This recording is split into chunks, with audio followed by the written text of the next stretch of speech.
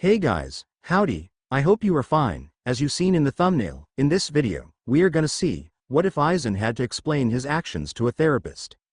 Movie end, and before getting into video, I request you to check the author of this fanfic, and show some love and support. Name of the story is Therapy for Shinigami by Keiru Soyokaze. Do check it out. All details in description. And if you want next part of this series, please leave a like and comment 5 hearts. Let's get into the video. Also check out Patreon for uncensored spicy content, link in description. There were certain things that Hitsugaya Tushiru preferred not to ever perform in his life. Among that list were getting fashion advice from Byakuya, the man wore curlers in his hair, for crying out loud, babysitting Yachiru, he'd witnessed what she'd done to Akaku's head when she was hungry, and worshipping Aizen, which was something he'd never do in the first place, and then there was this. Yumi-chan, gimme back the mirror. I'm doing this for your own good, you know. No. What if one of my eyebrows gets ruffled the wrong way? What if that ugly Ryoka throws another firework at me? How can I admire my beauty without it? That's the point, you narcissistic idiot. Now hand over the mirror. If you were ugly, I'd hurt you in so many painful ways. An exasperated sigh. Lucky me. Oh, look, a beautiful person. Where? Ha! The mirror's mine. Give it back. Crashed HUD bang bam bam thunk. Ah, yes. Hitsugaya heard the screaming ringing out from behind the sliding door and inwardly quailed. He didn't want to go in there. There was nothing wrong with him. Why did he even need to see a therapist, anyway? Because Hana had recommended it, and his own vice captain had wholeheartedly agreed? Bah. Steeling himself, the white-haired captain slid the door open and was greeted by a very unusual sight. Ayasagawa Yumachika, 5th seed of the 11th division, was grappling with a short female Shinigami over a small hand mirror. Shocked and completely bemused, Hitsugaya blurted out the one question that had been haunting him ever since he'd first caught the sounds of their ridiculous argument. What the hell is going on here? Almost guiltily, the two of them looked up and simultaneously released each other. Gimme a second, the girl said, tugging impatiently on her rumpled robes. She wasn't that remarkable to look at. Just your average brown-eyed therapist with her long black hair pulled into a high ponytail and secured with a large, floppy red ribbon. A pair of black-rimmed glasses perched jauntily on her head and not on the bridge of her nose, where they ought to have been. She certainly wasn't as busty as Matsumoto or as cute as Hinamori Wait. Hitsugaya dismissed that thought as suddenly as it had arrived. There was no reason to think like that at all. Yumachika, minus one hand mirror and most of his pride, hurriedly excused himself and fled, and the other finally finished her minor clothing adjustments, sweeping a strand of hair behind one ear with a careless hand. Don't mind him. He was sent here because he's too full of himself, and I forbade him from looking at himself in any mirrors for a week. He didn't like that. She chuckled and stepped aside, allowing him to enter. I was wondering when you'd get here, Hitsu-chan. He growled at the nickname as he walked into the small room and closed the door behind him. Why was it that no one ever took him seriously? I'm a captain, you know. Show some respect. Ah, right. She coughed into her hand. My humblest apologies, Captain Hitsu-chan. Before he could open his mouth for a fitting retort, she hurriedly continued. I'm Sojuku Chiyu, 6th seed of the 4th division and therapist to all in Soul Society. Or the Gote 13, anyway. Please, have a seat. Hitsugaya stiffly sat down in one of the chairs facing a cluttered desk and watched as Chiyu scurried about what seemed to be her office, stacking strewn pieces of paper and rummaging through drawers for a file. Having found what she was looking for, she triumphantly drew it out and flipped it open, scanning over its contents quickly. Hitsugaya Tushiru, captain of the 10th division, demonstrated violent and reckless behavior towards Kira Izuru and other members of various squads and divisions. Prone to twitching upon hearing mentions of Aizen Sosuke and Ichimaru Jin. The therapist sat back in her own chair and regarded him with a solemn gaze. I'd heard talk about this, actually. The 4th division has been quite busy tending to everyone that you've sent to the infirmary. Hitsugaya remained silent and returned her gaze with a chilly glare. He didn't have to say anything if he didn't feel like it, and right now, he really didn't feel like it at all. Undeterred, Chiyu went on blithely.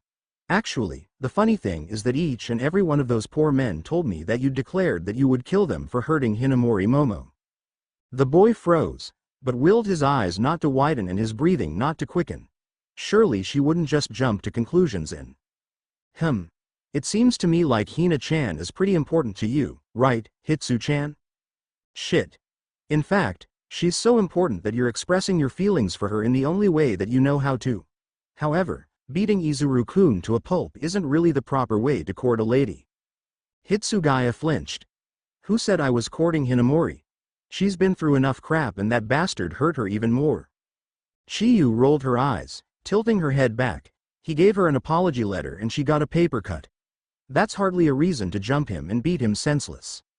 He had to pause and think carefully before refuting her logic. He was the one who stalled me. Long enough for Hinamori to get stabbed. How do we know that he's not still devoted to Jin? The therapist let him go no further. Izuru-kun cares for Hina-chan and he was tricked into believing that no harm would befall her. That's done with.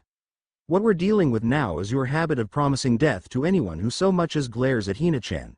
But we'll work on that tomorrow. She flicked a hand at him and yawned widely, stretching her arms above her head and dislodging her glasses in the process. I'm going to take a nap.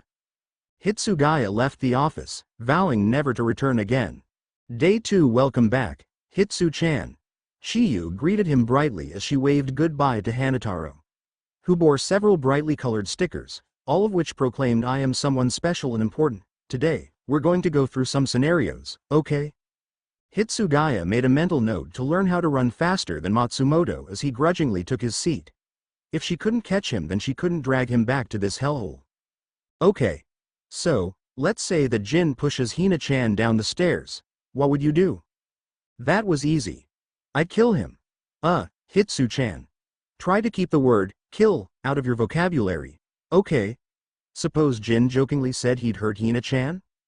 This time, Hitsugaya's hesitation was only marginal. I'd castrate him, maim him, and cause him excruciating pain before he perished. Well, it's a start. Day 3. Mental note to self. Learn how to evade Matsumoto and that drunken bastard Kyoraka. How was he supposed to know that Shunsui came to see the therapist too? Life was not fair. Not fair at all. All right. Chiyu began. Izuru-kun flirts with Hina-chan. What do you do? Hitsugaya sighed. Nothing, because, she prompted. Because it's not my business to interfere with her love life, he mumbled under his breath, looking as if he had just swallowed the world's largest lemon. And suppose a messenger hands her a notice and she gets a paper cut? The sigh was repeated and the answer dully recited. I don't beat him down because it's not his fault that the paper cut her finger. Good. Chiyu said approvingly. And what if Jin? I'd kill him. Hitsu-chan. What? And don't call me that. Sigh. Let's go over those relaxing breathing exercises. Day 4. Naneo-san. Shun-kun only calls you Naneo-chan because he cares for you. It's a term of endearment and he swears he's not doing it to make you angry. Now I'll see you next week. Chiyu cheerily ushered the vice captain of the 8th Division out of her office and readied herself for her next patient. I'm here, Hitsugaya announced unenthusiastically as he stepped inside. Yes, you are, she agreed calmly, and she handed him a couple of plushies that, creepily enough, resembled Hinamori, himself, Kira, Jin, and Aizen. Your exercise for today is to play out a scene in which you protect Hina-chan without killing Jin or Aizen. This woman was impossible. But Hitsugaya, seeing as he didn't really have a choice, settled down and began arranging the dolls, cursing whatever cruel twist of fate had led him to this. 2 minutes later. That's an interesting position that you have Jin in. He's dead. I see, and, why is the Aizen doll missing his head? He's dead too. I killed him with Hiranmara. The Kira doll was sprawled face down on the floor, kept there by the Hitsugaya doll's foot. Exasperated, Chiyu propped her hands on her hips. Wasn't the goal of this exercise not to kill either of those two? He resisted the urge to smirk, it was too hard not to. The hands now went up in the air. Why? Why do you do this to me? Why do you insist on this pointless bloodshed? Because anyone who makes Hinamori bleed should die. Why? Because it's wrong. It's Hinamori and it's bedwetter Momo and she should never have to suffer, was what he wanted to yell. But he didn't. You. Trembling with fury, Chiyu glared at him and snatched up the headless Aizen doll, shaking it like a rattle. For the sake of everyone who lives here and before we all fall victim to you and your bloody revenge ideas, will you just tell Hinamori Momo that you frickin' like her, you stubborn little cotton ball of a captain?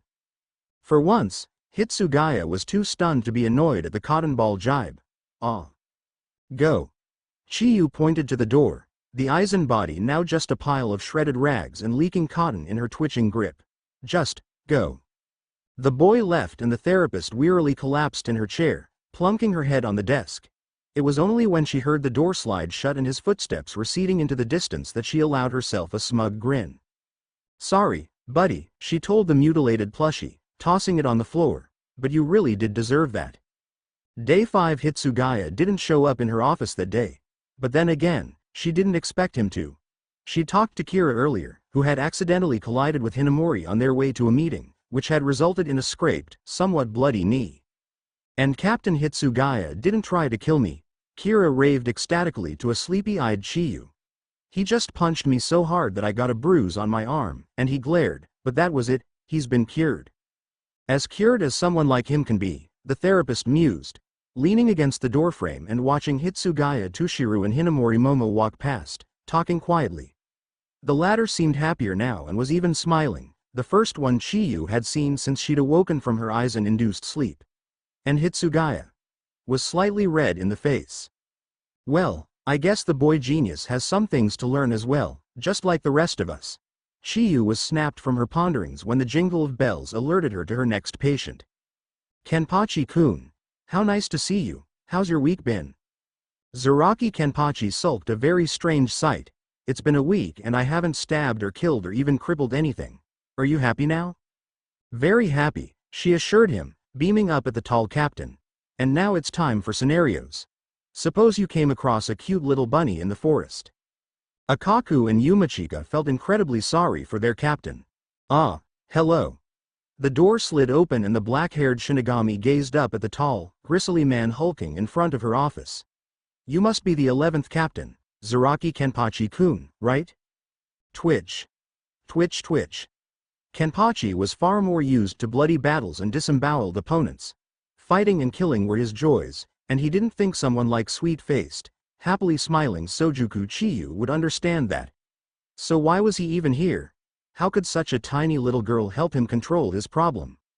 Quite frankly, he didn't consider it a problem at all. Sure, he had almost beheaded Yumachika for getting in his way when he was heading for a meeting, but surely that was acceptable. It wasn't as if he had actually gone through with it, and how dare those idiots in the 4th Division ask him to kindly stop maiming those who bothered him or tried to fight him. With Kurosaki Ichigo having returned to his own world, he was quite bored with daily procedures. He wanted a good fight and he couldn't find one. For the oddest reason, everyone seemed to be avoiding him, except for Yachiru, but he never intended to fight her in the first place. You like fighting, don't you? The little girl kept talking merrily, unaware that he hadn't even been listening to her prattle. Which is why they sent you to me, please come in. There's nothing wrong with fighting, he told her, slowly stepping inside and taking a seat in the chair in front of her desk. Maybe not, but one generally does it when one had something to fight about, she commented, sinking into her own chair and contemplating her hulking patient with curious brown eyes. Zaraki Kenpachi, captain of the 11th Division, known for his bloodlust and his merciless techniques in battle. You fought Kurosaki Ichigo, didn't you? Did it make you happy? He grunted an affirmation, not expecting her to understand how exhilarated he had felt when he had crossed blades with the orange-haired Ryoka. It had been sheer bliss, fueled by adrenaline and the deep, ringing knowledge that he had found an opponent who could give him a challenge. Chiyu rocked back and forth in her chair for a few moments, then smiled. I bet it was exciting, huh? I mean, I know you're always looking for stronger people, someone you can go all out against and know that you may not win. That's understandable enough. Plus, even with the sacrifices of blood and pain, the thrill of the fight is the most fun. If he hadn't been notorious as the hard-hearted, blood-spilling captain of the strongest division in the Gode 13, Kenpachi would have let his astonishment show on his face. Here was someone with the personality of a 10-year-old girl who most likely loved cute, fluffy, and shiny things and who had probably never stabbed so much as a toothpick into any other living being and brushed her teeth every night and probably slept with a horridly adorable stuffed animal, and said female had just calmly pinpointed all of the reasons why he liked doing what he did, as if she knew how he felt, like she had experienced it firsthand. Or so I imagine that's what it might be like for you, the therapist said hesitantly as the silence continued far past the first stage of awkwardness and plummeted into if someone doesn't speak soon I'm gonna scream and break something. Am I wrong, Kenpachi-kun? No, he admitted, eyeing her as if she were about to leap out of her seat and start tap dancing on her desk with Kuchiki Byakuya, who wasn't even in the room and, in fact, was taking an afternoon nap. But how do you even know what you're talking about, woman? Chiyu shrugged. I'm a therapist. I'm supposed to be uncannily accurate on things like that. She turned businesslike in the next instant. Now, this assignment that I'm giving to you will be extremely difficult for you, but you can't give up once you've accepted it. I'm warning you now, you still have time to turn back. Kenpachi glared at her. TCH. Like hell I'm gonna turn back from a wimp-ass assignment. Give me your worse, woman. She rifled through a drawer, drew out a sheaf of paper, and glanced down at it. All right, just remember, you voluntarily agreed to it. For the next week, in order to curb your bloodlust, you have to. What? Kenpachi demanded, irritated by her hesitation. He could handle anything she threw at him, he was sure. Read a bedtime story to your entire 11th division, carry around Rukia-chan's stuffed bunny rabbit around with you everywhere and return it in peak condition, help the 4th division clean the sewers, sleep with your Zanpakuto to form a better bond with it, meditate, compliment others, and avoid all threats and conflicts that could lead to blood being shed on either end. Instant silence met her instructions, and Chiyu comfortably settled back in her chair to wait for it to sink in. She didn't have to wait long. Are you fucking crazy? There's no way I'm hauling that stupid excuse for a wash rag around for a week. It'll get easier by the second day, she reassured him, especially during story time. Like hell. I'm not doing any of that shit. Oh? Chiyu raised an eyebrow, smiling serenely as if she didn't have a murderous captain on the verge of ripping her apart sitting right in front of her. So you would admit defeat to a little girl? How's that going to look on your record? If Ichigo-san ever hears that his toughest opponent lost to someone like me, don't you think he'll laugh his head off and lose all respect for you? No one will ever take you seriously again. If you follow through with your tasks, it shows that you're committed to being a better person and after this week, you're free. You'll never have to worry about being hauled back here again, I guarantee it. Kenpachi suppressed the urge to strangle her just barely, and just how do you know all that? I just do. The shoulders rose and fell once more. And, if you've still got a very strong urge to kill when you wake up in the morning, feel free to separate my head from my neck. It'll be my form of an apology. I'll take you up on that, the man growled, rising and stalking out of the office like an affronted feline, jingling all the way. Ah, wait. Chiyu cried after him, waving a stuffed bunny in the air like a pennant. You forgot to take Chappie with you. This week was gonna suck. He just knew it. Day 1 of 7. And So Rapunzel was rescued by the prince and they lived happily ever after in a pretty castle with lots of little brats. The end. The entire 11th division, composed mainly of a lot of tough-talking, violent men and one pink-haired little girl, stared silently at Kenpachi as he slammed the gold-embossed book closed with a sound like a clap of thunder. Captain, Madarame Makaku ventured tentatively, wondering if this was all some big joke or if Zaraki Kenpachi had really just called his whole division just to read them a fairy tale. Are you feeling all right? Kenpachi's grip tightened on the white, smiling stuffed animal that he clutched. Do you have a problem with my storytelling, Akaku? No, the third seed assured him, glancing about for help. The love story was so pure, Aramaki Mikizu hurriedly added. I cried. The looks of surprise turned to looks of absolutely disgust and he quailed under their glares. What? What did I say? Well, I thought it was beautiful, Ayasagawa Yumachika spoke up. It's always nice to hear a story that is bereft of ugliness. It was quite inspiring. Perhaps I, too, shall grow my hair long to throw it out a window and watch it gleam in the sunshine. Everyone in the division had gone mad, Akaku reasoned. That had to be it. Kenpachi sighed. Go to bed. The story's done. And he thanked every god he knew for that small favor. The men exchanged glances.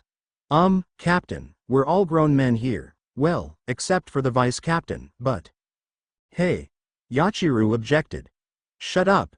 That was a weird story, anyway. Who'd want to have someone climb up their hair? It sounds painful. Go. To bed, Kenpachi said politely, as a vein on his forehead throbbed menacingly. They went, although Yachiru still complained about the story and how it was just too weird, even for Ken-chan. Can we read the one about the mermaid tomorrow? Aramaki asked hopefully as he left. The glare he received sufficed as the perfect answer. Day 2 of 7T. Thank you so much for helping us, Captain Zaraki, Hanataro told him, handing him a broom. The sewers get so dirty sometimes, and we can never get enough people to help us clean them. Kenpachi said nothing, just wished that this week would hurry up and finish before he was assigned to give wounded Shinigami in the infirmary sponge baths or something.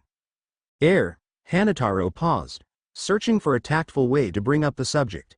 Did you want me to take your rabbit for you so it doesn't get dirty? No. 2 minutes later, Chappie accidentally fell into the grimy water and was swept away, with Kenpachi frantically chasing after it. At least Hanataro was nice enough to help him clean it afterwards, although he stammered whenever the captain looked at him. Well, at least the rabbit smelled like ocean breeze now. Day 3 of 7. Captain, there's a document that requires Yurikaku stopped when he saw Kenpachi asleep in his futon, clutching his sword and the bunny to his chest and looking particularly homicidal, even when in repose. Never mind. Maybe we should send him to the therapist, Yumachika suggested, peering over his friend's shoulder. That kind of behavior can't be natural. Day 4 of 7. Oi, Captain Zaraki, what are you doing with Rukia's stuffed rabbit? I like bunnies. Twitch, stifled laughter, snort. Keep walking, Abarai. Day 5 of 7. Breathe in. Breathe out. Inhale. Exhale. The whole meditation process wasn't so bad. At least no one was bothering him. Ken-chan. What are you doing? Can I do it too? Breathe in. Ken-chan. Poke. Breathe out, Ken-chan. He opened his eyes. Later, Yachiru. Go chew on Akaku's head or something. But I'm not hungry. Please? Kenpachi sighed. Fine. Come here and sit like I'm sitting and inhale. Day 6 of 7. Oh, what a cute bunny. Hinamori Momo shyly gazed at the rabbit that Kenpachi still held, smiling into its vacant button eyes. I didn't know you liked bunnies, Captain Zaraki. No spilling blood, no spilling blood. With great effort, Kenpachi forced his grimace into a smile, but that only served to make him look as if he were about to devour the petite Shinigami. Aren't you cute? He patted her on the head, and both were equally horrified at the action. He tried to widen his smile. Hinamori gave a squeak, excused herself, and sped away. So much for compliments. He'd told Yumachika that his eyebrow decorations were looking especially bright that morning, and the vain bastard had been preening like a peacock ever since. Compliments were vastly overrated. Day 7 of 7. What the hell did you do to Hinamori? Hitsugaya Tushiru demanded, cornering Kenpachi on his way back to his office to read his division the story of Cinderella. It had become a sort of habit now. The man looked down at the prodigy, who was giving him his best intimidating glare and wasn't impressed. Nothing. Don't worry your shrimpy little head about it. Hitsugaya's eyes narrowed. She came running down the hallway, screaming about how terrifying you were. He didn't think his smile had been that predatory. Calm down, Hitsugaya, she just misunderstood. If you hurt Hinamori, you'll what? He demanded, automatically reaching for his sword before he remembered that he wasn't allowed to kill anyone. Hitsugaya seemed to have remembered something as well, and didn't look too happy about it. I'll make you apologize. HMPH. Get some balls, kid. He turned and walked away, leaving a fuming captain in his wake. Redemption. There, Kenpachi told the therapist with savage satisfaction, dangling the bunny by its ears. Everyone's still alive. Are you happy now? Did you have fun? Chiyu asked cheerfully. Fun. Yeah, I had fun. My entire division thinks I'm the biggest pansy in Soul Society and they all insist on story time now. The 4th Division brats wave to me when they pass. Hitsugaya wants to kill me for complimenting Hinamori, and all of Soul Society keeps giving me bunny crap. He drew his sword. Girl, give me one good reason why I shouldn't kill you now. She didn't seem perturbed in the slightest. Did you have the urge to actually kill anyone during that week? Kenpachi frowned. What the hell are you talking about? Did you? Chiyu persisted. He paused. The first day, yeah. Then I just wanted to pummel the shit out of them. There you have it. She stood up and extended her hand. My assignment was to cure you of bloodlust. Sure, you may want to beat up everyone, but at least you don't want to slaughter them anymore. And I think you've grown a bit more tolerant, too. My regards to your division and please inform them that the story about the princess and the pea is quite entertaining. Kenpachi stared at her, and kept staring. Did she have no fear or something? She'd made him go through hell to cure him in the oddest way possible. But there had been good moments. Yakiru was getting better at meditation, although she squirmed or lost interest from time to time, and he had a whole new respect for the 4th Division. So he slowly sheathed his sword and shook her hand, deciding that she was tolerable for a therapist. However, I'm not doing it again, got that? Of course. Afterwards. Captain Zaraki, what happened to your bunny buddy? Did you get a newfound fondness for puppies instead? Kenpachi grinned maliciously at the smirking Renji. Abarai, you're just the bastard I was looking for.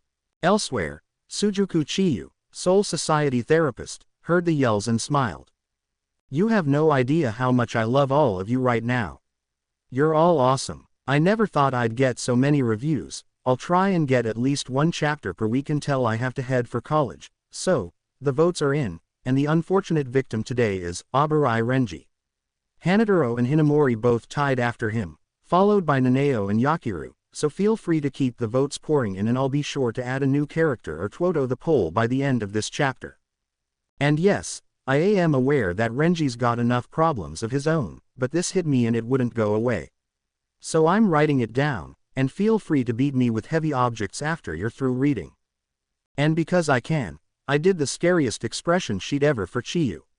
The link can be found at my profile. If I owned Bleach, Hanataro would be adopted into the Shiba family and given a pet pig.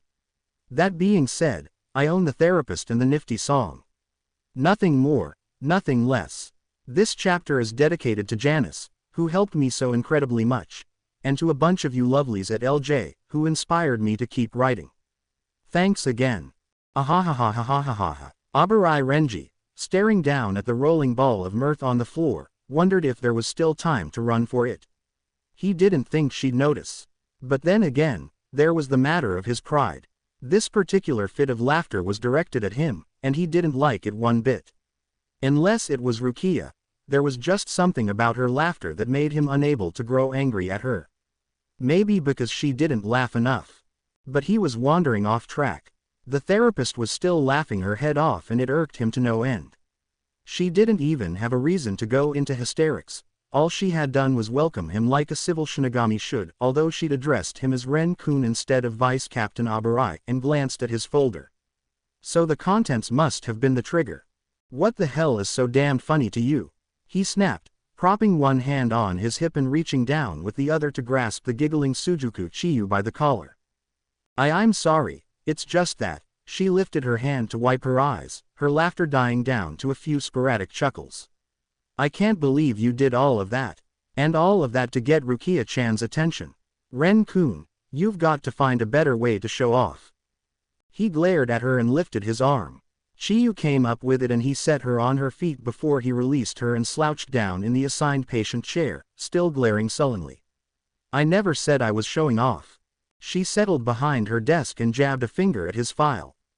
A smile crept onto her face as she read it aloud. Abarai Renji, seen traipsing through Seraiti with the stolen items of Captain Kyoraka Shunsui and Vice Captain Aizen Naneo of the 8th Division, as well as the stolen hair apparel of Captain Kuchiki Byakuya of the 6th Division. Sang several unfamiliar obscene songs before being apprehended and escorted to Sujuku Chiyu of the 4th Division. Blames the entire incident on a dare given to him by Vice Captain Hisagi Shuhei of the 9th Division. The therapist closed the folder and the smile broadened into a full-fledged grin. Renji got a very bad feeling in the lower regions of his stomach. So, let me put this in terms that I can understand.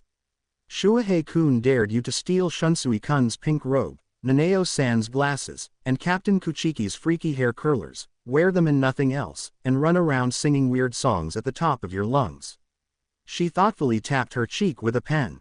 Come to think of it, I vaguely remember hearing something along the lines of, I'm too sexy for my robe, too sexy for my tattoos. Does that ring a bell? Shut up. His face was now the exact color of his hair, which made him look exactly like a spiky-haired tomato, one that had most likely been exposed to steroids. "I don't see why you'd be embarrassed now," Chiyu continued, blissfully ignoring his half-hearted command. "There's not much more that can be done to humiliate you after that particular stunt."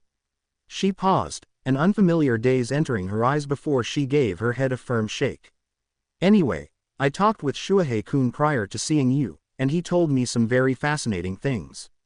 She knows things, Hitsugaya had told Renji just before he had arrived. She knows things that you wouldn't expect her to know about. And now he was witnessing it firsthand. But he wouldn't let her gloat for long. She was probably just bluffing, anyway. Not. Shuhei-kun told me that he had, indeed, dared you to do all of those things, but he had previously made a bet with you that you couldn't go a whole week without mentioning Rukia-chan. Amazingly enough, you won, but you still went through with the dare. Now, why is that, Ren-kun? Why would you embarrass yourself for no good reason at all? Renji forced himself to think of the most boring thing he knew. Having tea with Byakuya, yes, that was boring enough. Now, if only he could focus on it intensely enough to block her out. I could be wrong, but it seems like this is all a ploy to get Rukia-chan's attention. You've always been a show-off, haven't you? But now she keeps thinking of Ichigo-san and you want her to pay attention to you again.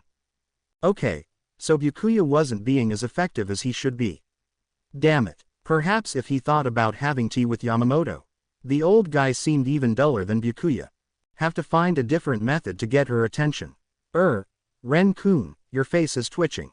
What do you want me to say? He exploded, finally giving up on the futility of it all. That you're right, that I did all that so Rukia could stop giving a flying shit about Ichigo and we could go back to the way we were before he came along. Chiyu shook her head. You're mostly right, but I think this goes far beyond their first meeting. How did she know? It defied all comprehension. Yes, things had changed drastically, ever since that day when he had gone looking for Rukia, flushed with his success, and found her with the shocking news that she had been offered a position in the esteemed Kuchiki clan. Their lives had been subtly altered that day, and he would have given up Zabumaru to be able to go back to the old days when it was just the two of them, united in their battle against the fate that life had set in store of them in Rukongai. But it wasn't as if he were romantically interested in her. He just missed the closeness they had once shared. Him, liking Rukia that way. Ha. Ha. He repeated aloud. You're dead wrong, Sujuku. Bet you can't bear to hear that, can you? Sucks to be wrong, doesn't it? Chiyu was uncharacteristically silent, before she raised her eyes from the desk and looked steadily at him. Ren-kun, could you come here for a moment? Wondering if she was going to weep and feeling partially guilty about it, he reluctantly trudged towards the desk. Good, now stay there for a moment. She climbed onto her desk, leaned over, and grabbed him by the shoulders. She had been too short to do so without the desk's aid. Wake up and smell the bunnies, Vice Captain Abarai. You miss Rukia-chan. You blame Ichigo-san for her changes in personality, even though they were all for the better. You try to show off so she can laugh at you and make things all lovely again. At this rate, she's just going to think that you've gone insane. And now you need to talk to her. She emphasized each word with an equally forceful shake. Renji blinked, and would have burst out laughing at the fact that she had to stand on her desk to scold him like this, if only she hadn't made sense. Well, except for one part. Bunnies smell. The therapist grinned crookedly, hopping off her desk. Yes, like ocean breeze. Ask Kenpachi-kun if you don't believe me. Nah, I'll take your word for it. He didn't particularly feel up to finding Zaraki Kenpachi and bluntly inquiring as to what sort of scented soap he'd used to keep Chappie the bunny squeaky clean. Well, first of all, we'll have to cure you of your show-offy tendencies, Chiyu said briskly. So meet me outside the 6th Division office tomorrow morning. Show-offy isn't a word, you know, he couldn't resist pointing out. She fixed him with a glare. Quiet, you. The following morning. Renji blinked, raising one eyebrow. What are all of you doing here? Hitsugaya Tushiro shrugged. The therapist recommended coming here if we wanted to be entertained. And, after Matsumoto fell asleep and drooled on the paperwork, I am in sore need of entertainment. Hisagi Shuhei jerked his thumb towards the diminutive captain. Yeah, what he said. Minus the drooling chick bit. Kuchiki Byakuya said nothing, merely surreptitiously raised his hand to make sure that his kenseiken were still safely in his hair and not being used to decorate the flaming tresses of one loud-mouthed vice captain. Along with those three, Hinamori Momo, Kira Izuru, Kyoraka Shunsui, Aizen Nanao, Zaraki Kenpachi and his pink-haired koala bear, Matsumoto Rangaku, Hanadoro Yamada, Rikichi and Rukia were also in attendance, all wearing expressions of confusion and/or boredom. "Thanks for coming, everyone," Chiyu called out, standing before the assembled group outside of the 6th Division office. "Since you all seem to know Ren-kun in some way or another, I've invited you to witness his humiliation." "She says it so happily," was the thought that ran through most of the minds present. The therapist took a deep breath, then launched into a song that she had obviously concocted last night. "Oh, gather ye round and I'll tell you a tale of an infamous tattooed, tall spiky-haired male, who brags quite a lot, but is actually shy. Yes, I speak of the one we call Abarai. Abarai Renji of his captain is bored, and spends his days gossiping with his sharp sword. He denies that he sleep talks, but yet this is true. I have the sworn word of Zabumaru. Abarai Renji sleeps with a bunny, which Rukia is fond of. It's incredibly funny how Renji can tease her and laugh at her joy, when he actually sleeps with the very same toy. Abarai Renji sleeps with no clothes. And slyly, in secret, he picks his own nose, and wears a pink apron whenever he cooks, and is very self-conscious of how good he looks. He stole Shunsui's robe and dear Nanao's glasses, and Byakuya's curlers, and called us all asses, while he pranced around singing how he was hot, to get her attention, and yet, he did not. Yes, Abarai Renji's a strong, brilliant fighter. Yet I think that his ponytail's been getting tighter, and cutting off circulation into his brain.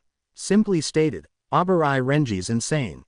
Chiyu finished with a flourish and took her bows as Renji gaped at her like a dying fish and everyone else did their best to hold in their laughter. How the hell had she found out about his pink apron? Much later, Renji, after facing many renditions of the Ballad of Abarai Renji from everyone he encountered, finally got the point. Showing off was not the way to resolve any conflicts between Rukia and himself. He had to actually sit down and talk to her, which he did, in due time, and by the time they were done, he was sure things had definitely been resolved for the better. But having Byakuya quietly hum that damned song in the background was far more annoying than he'd ever thought possible. And the therapist grinned and wondered if she should have gone into the musical business. He was running late, and he wasn't sure how patient the therapist would be. Granted, she had to have at least a modicum of patience to be able to deal with her patients without losing her temper, but he didn't want to risk her ire just yet. Besides, all he knew about Sujuku Chiyu was that she was the official therapist of Seraiti and she was in his division, but he couldn't remember ever having seen or met her. Her existence to him was a total mystery, and now that mystery might never be solved. "This has to be my fault somehow," Yamada Hanadoro thought gloomily, as 3 drunken men from the 11th Division loomed over him and excitedly debated what to do with the unfortunate healer. Take his medical pack and make him try to jump for it while they held it high over his head. Or perhaps just beat him until he was reduced to a small bloody spot on the ground and then hang him from the highest building. They decided to go for the second option and reached for Hanadoro, but someone got there first, standing in front of him with feet firmly planted on the ground and the most belligerent look he'd ever seen on any other person besides Ichigo. "I'm sorry," the short girl in the Shinigami uniform and the red floppy ribbon said politely to the slovenly, badly shaven man who had his face currently shoved so close that their noses almost touched. "But I'm afraid I'm going to have to ask you to move. Your face is invading my comfort bubble and you're harassing a fellow member of my division and making him late for his appointment with me." The man sneered, "Like I give a damn about what you got. My nose, you little bitch. You broke it." Hanadoro stared. The realization that this girl was his therapist was shocking enough. The fact that she'd just let her fist fly into the nose of the offending Shinigami just made his jaw drop even further. Sujuku Chiyu cocked her head, studying the man intently. "It looks better that way. Come on, Hana-chan." Before Hanadoro could protest or even ask her how she'd been able to deck an 11th Division member in the nose like that, she'd impatiently seized his hand and dragged him after her. The other men followed them for a few moments, but the therapist kept running until she'd reached her office, tugged Hanataro inside, and shut the door behind them both. Silence existed between the duo until she released his hand, ambled towards her desk, and sat down very primly. "That was fun," she exclaimed happily. "I haven't broken a nose in years. Healers don't usually get to do that, you see, as I'm sure you understand. You're Yamada Hanataro, aren't you?" He found his voice. For a minute, he'd thought it had been left behind with the bullies. Yes, I'm Yamada Hanataro. It's nice to meet you, Sujuku. Dono. Chiyu's eyebrows drew together. Don't call me that, I'm not all that respectable. I'm sorry, Sujuku. Sensei, keep trying. Sujuku-san, she sighed. Can't you just call me Chiyu? Hanataro looked properly horrified at such a suggestion. But you're a therapist. For me to use your name in such an informal manner, it would be rude, Chiyu helpfully supplied. When he sheepishly nodded, she sighed. Look, Hana-chan, let me lay things out to you. Yes, I am a therapist. No, I don't expect to be treated with that much respect. I only demand that you listen. And if anyone called me Chiyu, that would make me very happy. If it's not that, it's my last name, or, hey, you, or, therapist, or sometimes even, meddling bitch. Now, can we try again?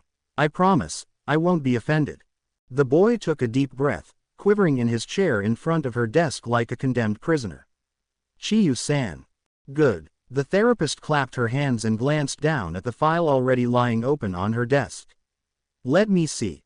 Judging by your deferential behavior and your constant stammering, I would say that Captain Unohana referred you to me for issues of low self-esteem.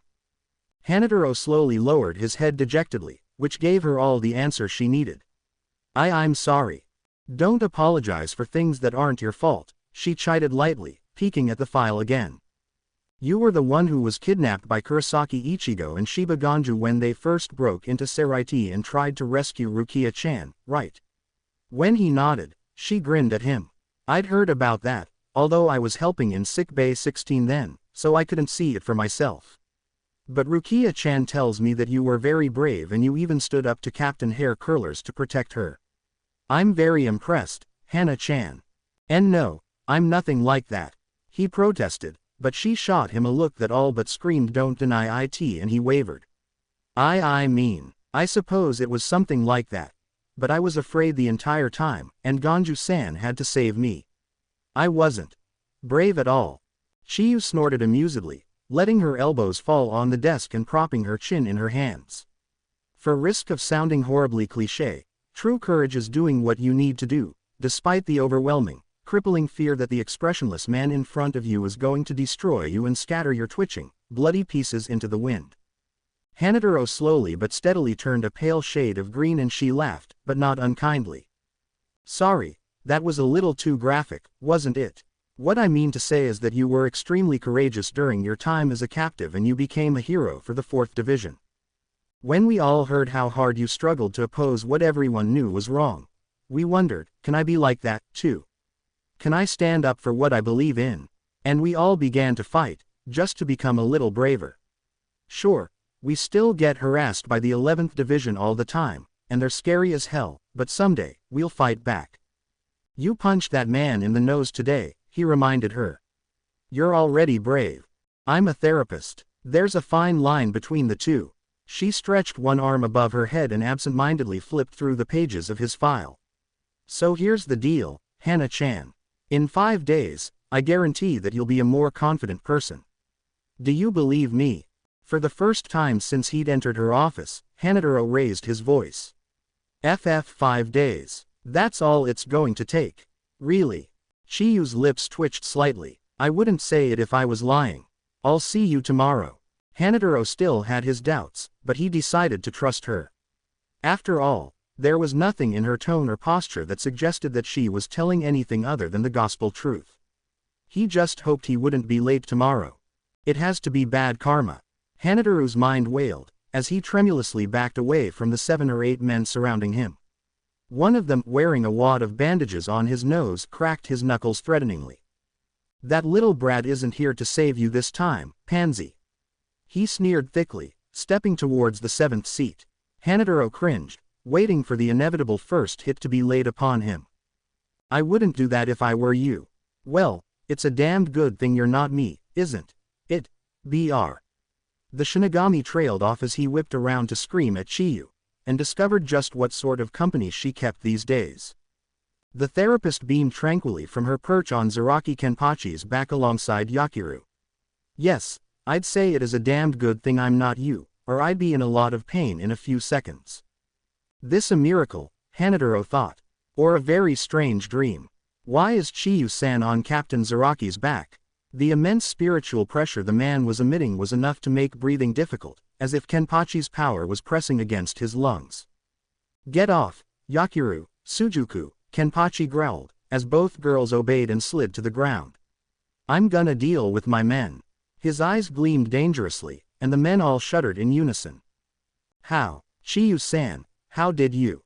Captain, you mean, how did I get Kenpachi-kun to help me? The girl grinned wickedly, offering him a helping hand. His legs had refused to support him when Kenpachi arrived and had given out like melting jelly. We're good buddies. Or, more like, after I put him through hell for his therapy, he decided I was tolerable and he wouldn't kill me, after all. And hey, she jerked her thumb at the bawling men now running every which way in absolute terror. They brought reinforcements. I brought reinforcements. Hanataro didn't know whether to hug her or back away slowly from her. What had he gotten himself into? Chiyu dropped her voice to a hushed whisper. And besides, Kenpachi-kun is grateful to you. If you hadn't healed Ichigo-san after his fight with Ren-kun, Kenpachi-kun would have been unable to fight him. So, in a sense, this is his way of thanking you. Stop running, damn it, who's a pansy now, huh? Like hell I'm gonna read you bastards that shit about a frog tonight. Don't fuck with him, you got me. Screams, grunts, and loud wails of pain and agony followed Kenpachi's rant, along with the constant vocal support of Yakiru. Yay, Ken-chan. Beat him up, yes. This all had to be a very strange dream. Day 2 of 5. So, did you do what I asked you to do? Chiyu inquired, softly swinging her legs back and forth as she sat behind her desk. Yes. Hanataro was proud to reply, fishing the paper out of his uniform and passing it to her. It had taken him all night to laboriously write it up, but he had finally finished with reasons why I like myself. The therapist squinted at the paper, her mouth moving soundlessly as she read it, and then she looked up at Hanataro sharply. You could only list 5 things. Yes. He hastened to reassure her, for the therapist looked as if she was rapidly developing a headache. I can clean, I do what I'm told, I can make people better, I'm good at cooking, and a Yasugawa Yumachika once told you that you had pretty eyes and kissable lips, she finished for him, reading off the paper. You're also brave, gentle, a hard worker, and you're always willing to help in whichever way you can. Chiyu jotted those things down on the list and slid it across to him. Keep that with you and remember that all of those things are true. Once Hanataro had left, she sifted through her drawers, found a particular file, and wrote on it, remember to have a talk with Yumachika about the consequences of hitting on fragile young boys. Day 3 of 5. First of all, if you act like you're afraid of your own shadows, people see you as a natural target, Chiyu instructed her patient. You need to learn how to appear more self-confident. If you look confident and determined, there will be a smaller chance of you getting picked on. Hanataro bobbed his head up and down, trying to figure out what this was leading to. He found out soon enough. Repeat after me. The Shinigami pushed herself out of her chair and jumped on top of it, placing one foot on top of her desk. I am brave. Hanataro stared. Chiyu rolled her eyes. Nay, Hana-chan, I'm not doing this for my health. Say it with me, I am brave. I am. Brave, louder, I am. Brave. Say it like you mean it. I am brave. Louder, I am brave. Attaboy. Now. I am important and special. I am important and special, and I eat babies, and I eat hay. Wait, Chiyu-san. She coughed. Sorry, couldn't resist. Back to work. I love myself in a non-narcissistic manner. Abarai Renji, wandering past the office, heard this and shuddered delicately, quickly picking up his pace. he didn't want to know. Day 4 of 5 please. Shiyu begged earnestly, clasping her hands in front of her in the most beseeching manner she could muster. It's not for me, it's for Hana-chan. Hisagi Shuhei uncomfortably scratched the back of his head, not sure why he was even here in the first place. No offense, but if I have to go through this, I'm gonna pretend it's for you. I hardly even know this Hanataro kid. I don't even know why I have to do it all, Renji complained, exchanging uneasy glances with Kenpachi and Rukia. Find someone else, Sojuku.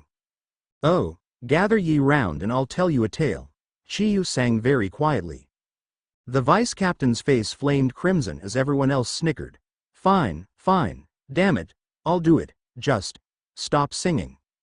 The therapist grinned at him. Thank you. You can wear the skirt, okay. And the rest of the 4th Division will be there, and the 11th Division too. Nay, Kenpachi-kun? Bet on it, Kenpachi assured her in a low growl. Those bastards are gonna pay. I owe that kid too damned much. He did so much for me, Rukia added, hiding a smile behind her hand as Hanataro walked past, plastered in smiley face stickers and other various stickers that read, I am someone amazing, or I believe in myself, or can't hold me down, biatch. Chiyu gratefully bowed to them all. Thank you so much, I'll see you tomorrow. Hisagi quirked an eyebrow. Did one of those stickers say, biatch, on it, Chiyu? Or was that just my imagination? She quickly averted her eyes. Well, it was sorta inspirational, and I thought it had a nice ring to it. And off the therapist ran before anyone else could inquire further, while Renji wondered whether he'd really have to wear a skirt. Day 5 of 5 Hanataro had seen some strange things in his life, but nothing like this had ever happened to him before.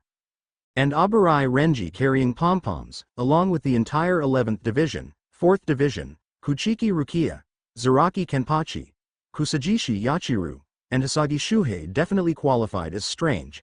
No, more than strange. Disturbing. Yes, that was the right term. Disturbing beyond belief. And it only got worse when Chiyu, who had led him out of her office to see the spectacle, cupped her hands around her mouth and yelled, Go for it, guys. As one, the entire group began to chant. 2, 4, 6, 8. Who will we annihilate? Those who mess with Hanataro. We will beat till no tomorrow. Hanataru's really cool. He always makes the ladies drool, and that is why we're here to say 3 cheers for Hana, yay, yay, yay.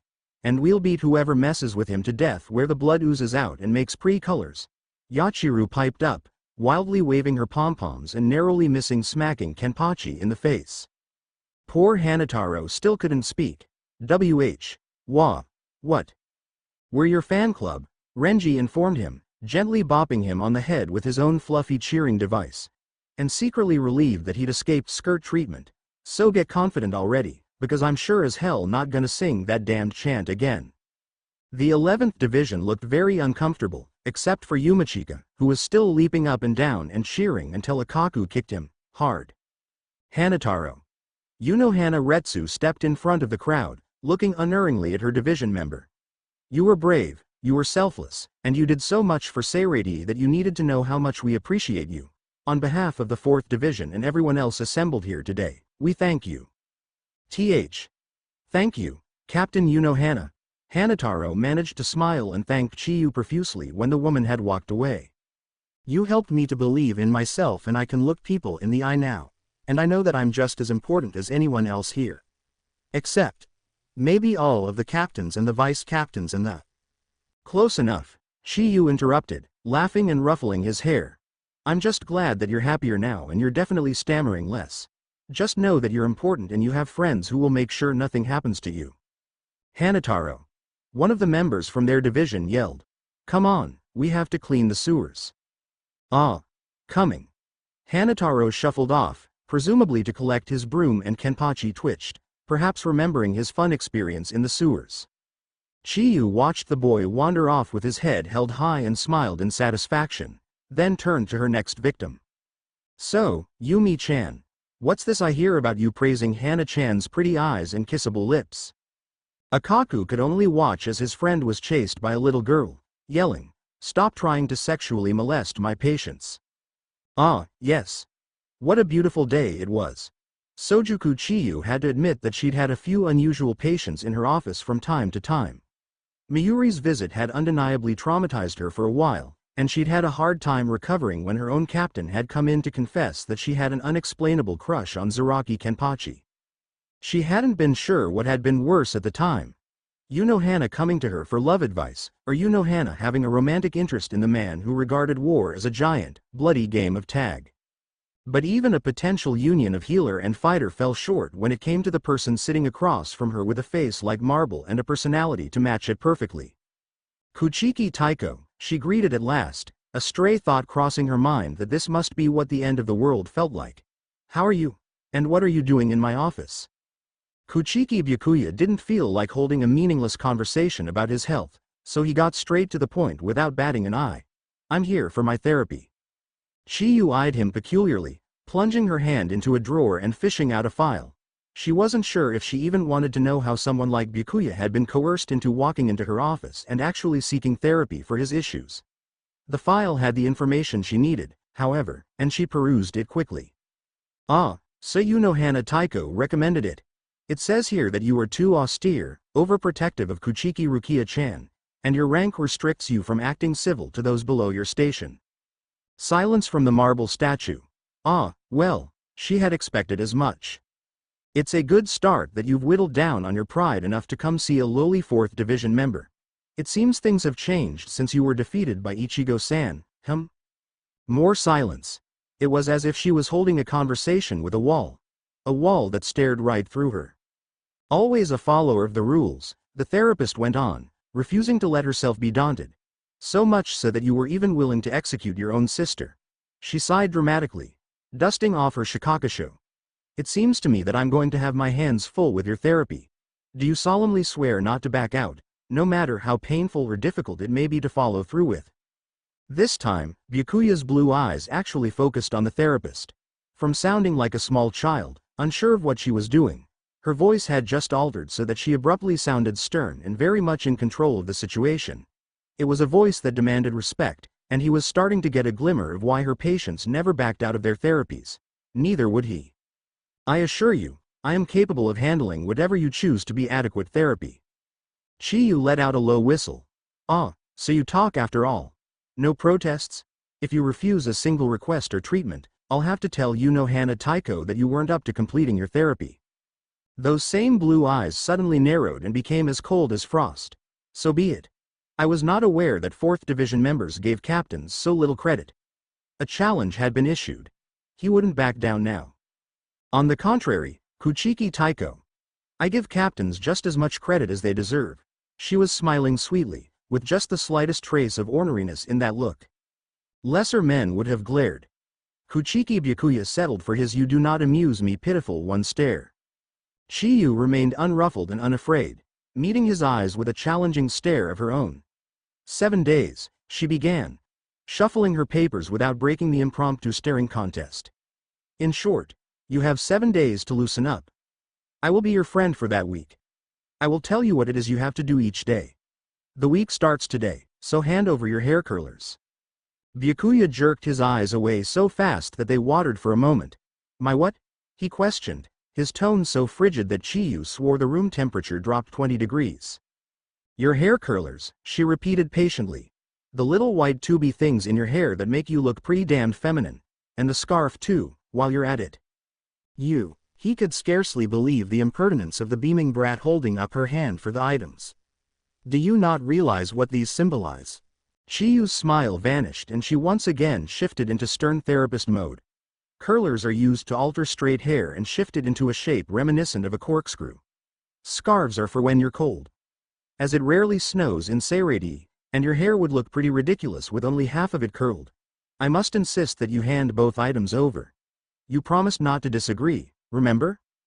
Byakuya had the feeling, as he sluggishly unwrapped the scarf from around his neck and pressed it into the therapist's hand, how he wanted to strike her down just then.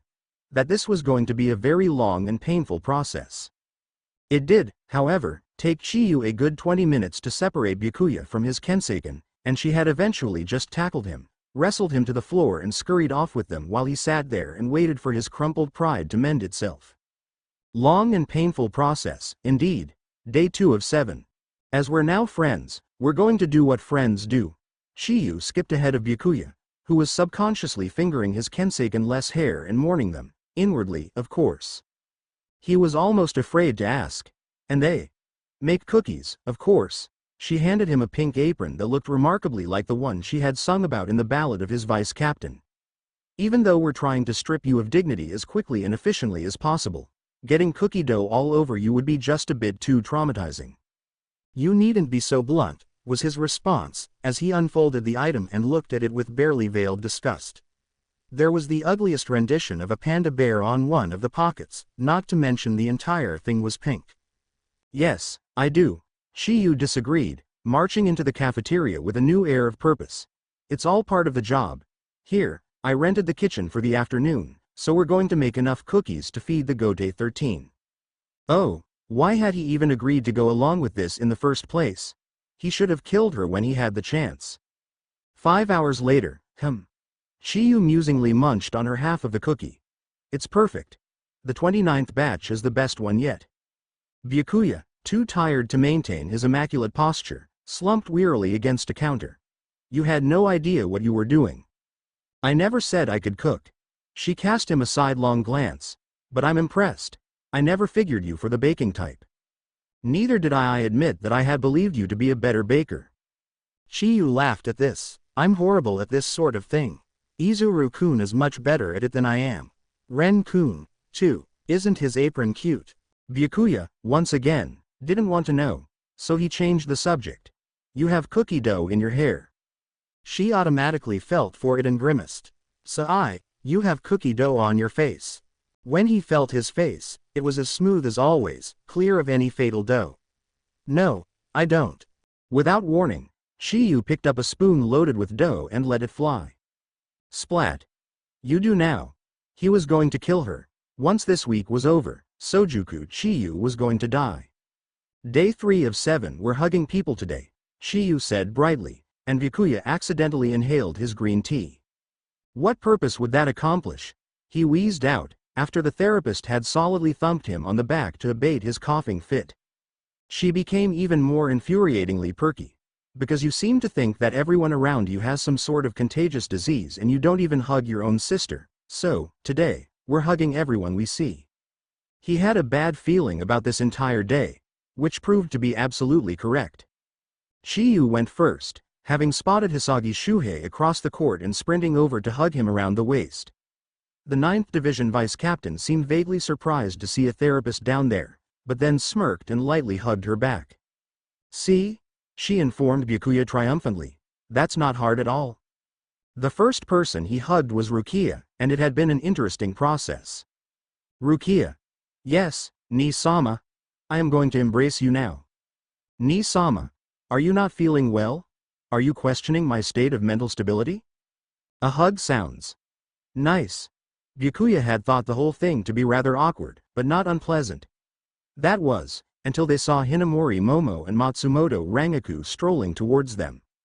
Shiyu had no qualms about hugging other women, since the species was generally more affectionate, so she and Rangaku exchanged cheerful hugs, and Byakuya, excruciatingly slow, bent to hug Hinamori. Hinamori fainted. Next thing he knew, Hitsugaya was running after him with murdering intent gleaming in his eyes. What the hell did you do to Hinamori? Rangaku and Shiyu, who were concentrating on reviving the poor vice captain, could only cringe. You know, you should probably hug your vice captain, the therapist mused, once Hitsugaya had been subdued and they'd escaped. You get along with Ren-kun, don't you? I refused to hug him. 5 minutes later, they left Abarai Renji stammering with shock and horror as he tried to grasp the fact that Kuchiki Byakuya had just hugged him, told him sternly not to tell a soul, and strode out with the diminutive Shinigami by his side. No more, Byakuya told his companion. We've hugged every Shinigami that we've come across. If this went on, he'd never live it down. Shiyu grinned, then threw her arms around him. Before he could react, she was heading into her office, calling over her shoulder, aren't you glad we didn't run into Kenpachi-kun, then? Byakuya had horrific nightmares that night. Day 4 of 7. Shiyu had dropped by the noble house of Kuchiki with lunch for the both of them, although she assured Byakuya that Renji had actually helped to make them after she'd burnt the rice. Byakuya-san, you have ducks? She pointed to the waterfowl contentedly paddling around the pond. Yes. The servants take care of them. When he got no reply from the normally talkative girl, he glanced up. Chiyu was investigating some of the reeds near the edge of the pond. Suddenly, she let out a soft yelp, crouching down. Byakuya-san, you have eggs. He joined her, glancing down in the direction of her extended finger. Sure enough, 5 eggs were nestled amongst fallen reeds, grass, and mud, and they were quivering wait. They're hatching. Chiyu leapt to her feet and ran away, yelling something about getting help. Byakuya watched her departure, bemusedly wondering why she was making such a fuss. And then one of the eggs split in two, day 5 of 7. Chiyu was busy sorting through all of her files and scribbling notes on each and every paper, when a heated stare on the back of her neck made her realize that she was no longer alone in her office. She swiveled around to meet the dark, foreboding gaze of Kuchiki Byakuya. Something the matter? She inquired curiously, noting with interest that his eye was actually twitching spasmodically. As an answer, Byakuya pointed behind him and the therapist stood up to walk around her desk and see what was irritating him so. 3 minutes later, she still hadn't stopped laughing. I fail to see what is so amusing, Byakuya spoke icily. Would you care to enlighten me? Chiyu made a conscious effort to control herself. You have a row of 5 ducklings following you. You were the first thing they saw, weren't you? He didn't answer. And, they think you're their mother. Congratulations, Byakuya-san. I always knew you'd make a terrific parent. I somehow assumed you'd be the male half, though. Do they have names yet? Again, the twitch. No, they don't. Nor will they. I would like to rid myself of their presence, and I have tried every method imaginable to do this, but still they trail after me. Well, what did you expect? Your face is imprinted in their minds now. You could always just give them to Izuru-kun or Ren-kun and have them make roast duck. Silence. Kidding. She flapped a hand at him, still chuckling. There's not much you can do, I'm afraid. If their mother hasn't come for them yet, chances are that she's dead, so you'll have to take care of them. They'll follow you until they're old enough to fly on their own. Which could be a while, since I hear they don't even get all their feathers in until they're 5 weeks old. But you could at least give them names. What kind of parent would leave their children nameless? Byakuya left the room with Quack, Waddle, Kuro, Kanoko, and Steve, along with a new urge to wring that infernal girl's neck. Day 6 of 7, so I believe that the best thing to do in such circumstances would be to allow the vice captains of the 3 units to take charge until we can find suitable replacements as captains, Yamamoto droned. Soi Fong and Yukitaki were listening intently. The rest of the captains were looking at Kuchiki Byakuya and the 5 little peeping birds at his heels. Quack seemed to have fallen in love with Hitsugaya's foot, much to his annoyance, and Steve was being cooed over by Shunsui, while Kenpachi snickered, Yunohana smiled serenely to hide her own amusement, and Mayuri scrutinized Kuro, as if debating whether to use the duckling for experiments or not. Komamura just wondered how one of them would taste. Byakuya silently renewed his death threat towards his therapist. Later, it's rather sudden, Chiyu apologized, trotting towards the 11th Division headquarters, but Kenpachi-kun was called away on hollow business, and Yachiru has a bad case of the stomach flu, so he asked if I could come and keep an eye on her. Normally, Akaku-kun and Yumi-chan would do it, but they're both with Kenpachi-kun, and Akaku-kun flatly said that his head still bears teeth marks from the last time he watched Yachiru. Byakuya slowly lifted an eyebrow, as if to ask, so why am I here? It's part of your therapy. You've learned to feed and care for the ducklings, and now we're going to expose you to a sick child and see how you handle it. And no, you may not kill her. I wouldn't want Kenpachi-kun to lose his temper. His therapy was hard enough, so don't even tempt him, okay? It couldn't be that difficult if Yachiru was sick, Byakuya reasoned. He had yet to learn that reasoning and logic did not exist for the 11th Division. Yachiru had tried to eat Waddle, climbed up onto Byakuya's shoulder, yelled in his ear that he wasn't her Ken-chan, and had promptly thrown up in his hair. He could still hear his hair roots screaming in agony, even after Chiyu had helped him shampoo it 16 times while the remaining members of the 11th Division tried to get Yachiru to take her medicine. In the end, it had taken said members and the therapist to hold the squirming vice captain down, pry her jaws open and literally force the medicine down her throat, keeping her mouth firmly shut until she swallowed. Then they had tied her down after she had gone after Byakuya's head again. Chiyu reluctantly parted with her beloved red ribbon so that Byakuya could pull his hair back and out of reach of Yakiru's grasping little hands. Then there had been the bedtime story, in which the men had hovered nearby while Chiyu told the goriest story she could think of. Yachiru just wasn't happy unless there was blood and dead people at the end. After the child had drifted off, they'd all gone off to get very, very drunk. Byakuya, about to, uncharacteristically, thank Chiyu for the loan of her ribbon, suddenly noticed that she had fallen asleep alongside Yachiru. As had the ducklings. He could have left her there, but it had been helpful to have two people work to get the vomit out of his lovely tresses, and she had taken precautionary measures to spare his hair while risking her own. So he picked her up, placed the ducklings in a box, and carried her to her office once Kenpachi and the others had returned. The week was completed. Day 7 of 7. Well, here are your hair noodles back. Kensaken. Seriously, why do you even wear curlers? They're Kensaken, and I already told you why. Because you enjoy looking like Marie Antoinette. Byakuya. Kuchiki Taiko, you really have no sense of humor. She handed over the scarf. Your progress has been excellent this past week. You've loosened up considerably, you didn't slaughter Yachiru for throwing up on you. You've kept 5 ducklings safe from culinary demise, and people actually think there's a heart beating within you now. It's been an honor working with you. He gazed at her. Do you have fear at all? Sure. Mayuri Taiko scares me. You used to scare me, but I didn't think acting frightened around you would help with your socializing skills. And you've relaxed enough to let Rukia-chan go visit the human world. I'm very proud of you. Wait. Rukia isn't here? Nope. She was allowed to go visit Ichigo 2 days ago. You didn't notice? He'd been too busy dealing with a handful of quacking children and coming up with new and inventive ways to make Chiyu suffer to notice. So he did what he always did when he was wrong. He said nothing. Then he placed the ribbon in her palm and closed her fingers around it. Thank you. He left in a whirl of white and black robes, but then he hesitated. Should you ever feel like baking again, contact me before they give you full reign of the oven. They weren't that bad, the therapist grumbled good-naturedly. Say hi to the children for me. Also, Kenpachi-kun wants to know if you're free to babysit Yakiru on Friday night. She seems to have grown fond of you. Just remember to wear protective gloves. Oh, and Ren-kun wants his apron back. He was going to kill her. Aizen Nanao, vice captain of the 8th Division, was highly displeased, and this was made quite evident when she tightened her grip on her book and slid her glasses up the bridge of her nose. Her eyes were narrowed slightly, and the therapist didn't have to be keenly observant to know that the woman wasn't happy with her current location and predicament.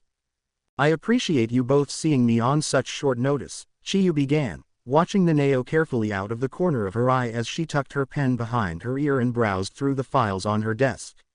I hope I didn't drag you out of anything too important. Kyoraka Shunsui waved a hand lazily through the air, dispelling any doubts the therapist might have harbored. Just sitting down for some early morning sake, he assured her. But Nanao-chan wouldn't let me. You have a meeting in 2 hours, Nanao said shortly, a flicker of light catching in her lenses as she turned her head slightly to look at her indolent superior. It would be prudent to be completely sober while in attendance, Kyoraka Taiko. But that's no foon, he whined, burying his hands inside the sleeves of his pink-flowered coat and presenting her with his best pout. Nanao remained unmoved. Also, your stamp is required for several important documents that were due yesterday afternoon. I put them on your desk and they're still there, if my suspicions are correct. No, they're not, Shunsui informed her gleefully. I accidentally spilled some sake on my desk this morning and I used it to clean up the puddle so my dear Nanao-chan wouldn't get mad at me. Aren't you proud of me, Nanao-chan? Hitting him with her book would probably only make him happier, she thought disappointedly. Excuse me, Chiyu piped up from her usual spot. I was asked to schedule therapy for the both of you, because it seems that Nanao-san doesn't like Shunsui-san's attitude towards her, and Shunsui-san thinks that Nanao-san should loosen up. Is that right? Strangely enough, her tone had gone flat, as if her opinion differed from those reasons, but she said nothing on her thoughts about it and instead patiently waited for a reply. I love my LO versus ELY Nanao-chan, Shunsui drawled,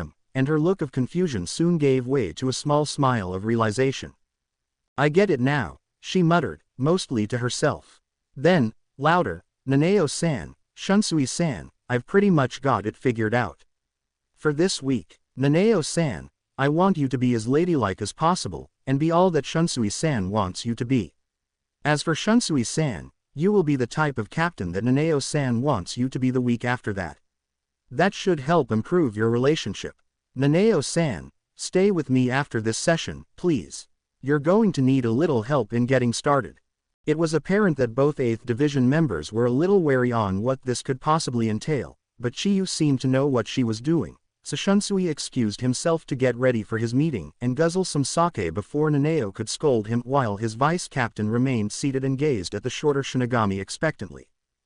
The therapist murmured, critically eyeing Nanao as she rose from her desk and walked around her in a slow, calculating circle. Not too bad. But those will have to go. And that.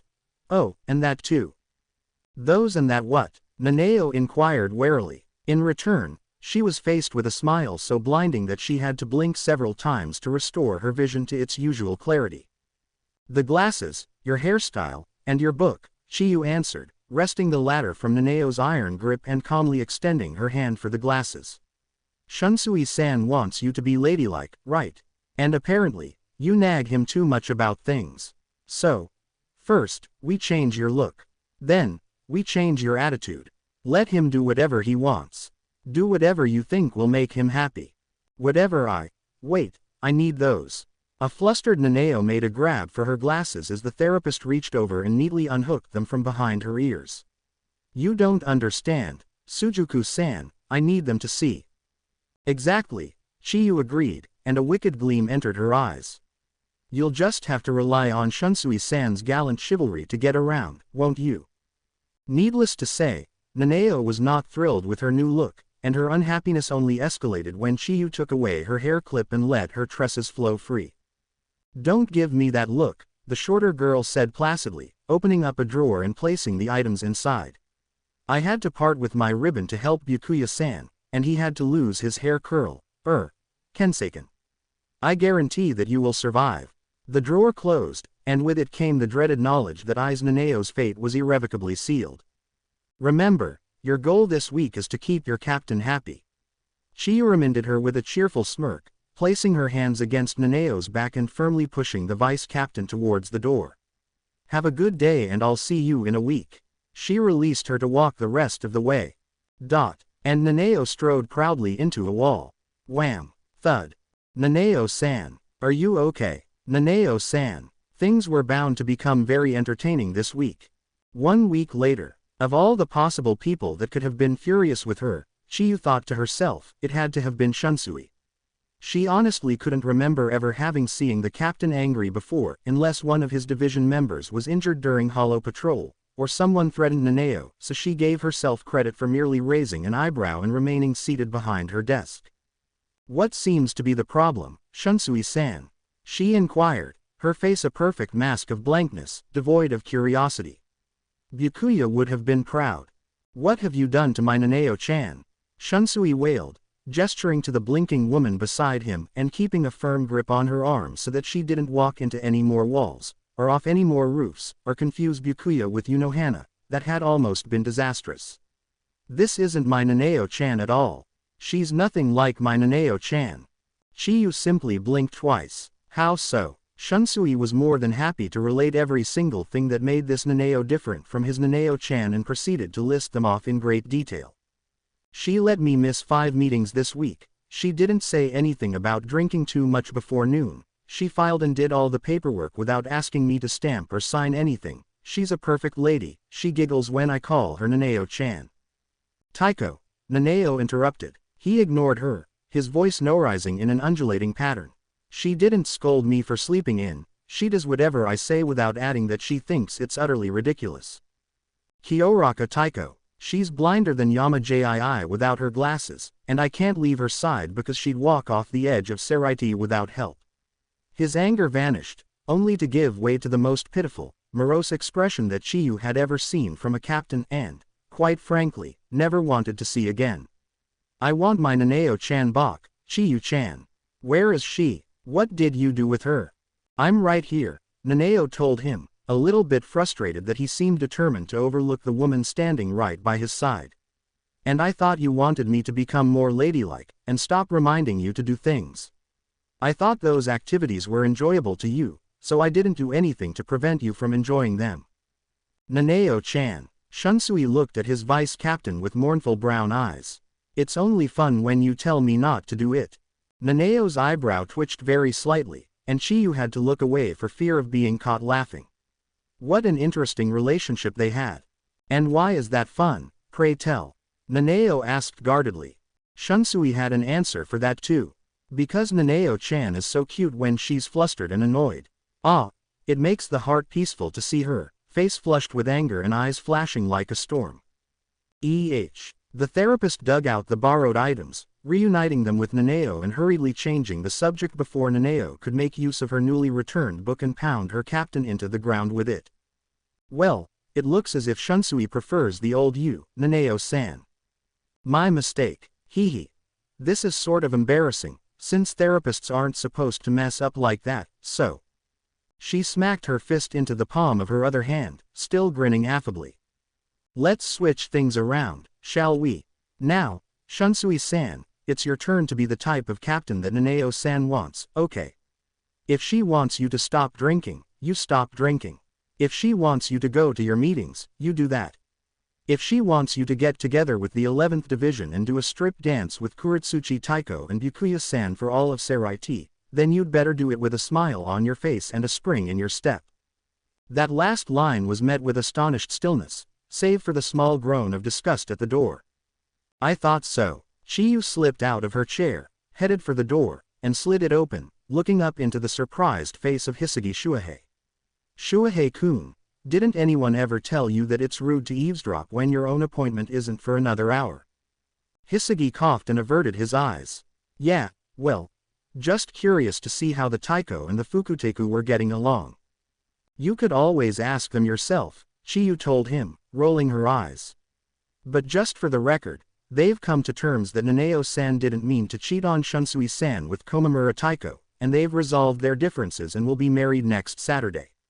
You've been invited to be their flower girl, alongside Yumi-chan. I do hope you can make it. Before Hisagi could wipe the horrified stare from his face, Chiyu slid the door shut, whirled around, and marched back to her desk with the air of a dignified noble. Shuhei-kun tends to get bored these days, and seems to like passing the time by listening at the door. Please, don't mind him. I'll just have to add that to his therapy later. Anyway, Shunsui-san, you've been given your own therapy, so please feel free to follow through with it, and I'll see you next week. 5 days later, Nanao didn't think she could bear it if this went on for another 2 days, so she found herself voluntarily stepping into the therapist's office, only to be confronted with a frazzled girl and 5 ducks wandering around the room. Nanao-san, Chiyu gasped, looking up from her epic battle to save her glasses even though she never wore them, from the bill of Duck Vader, otherwise known as Waddle. She gave up the glasses as a lost cause, scooped up Steve as he made a beeline for the open door, and straightened, cradling the duck in her arms. Is this a bad time? The woman questioned, allowing her eyes to take in the waterfowl poking at her foot in a fascinated manner. That must have been Quack. He seemed to have a particular fondness for feet. She slid the door shut behind her and walked further in.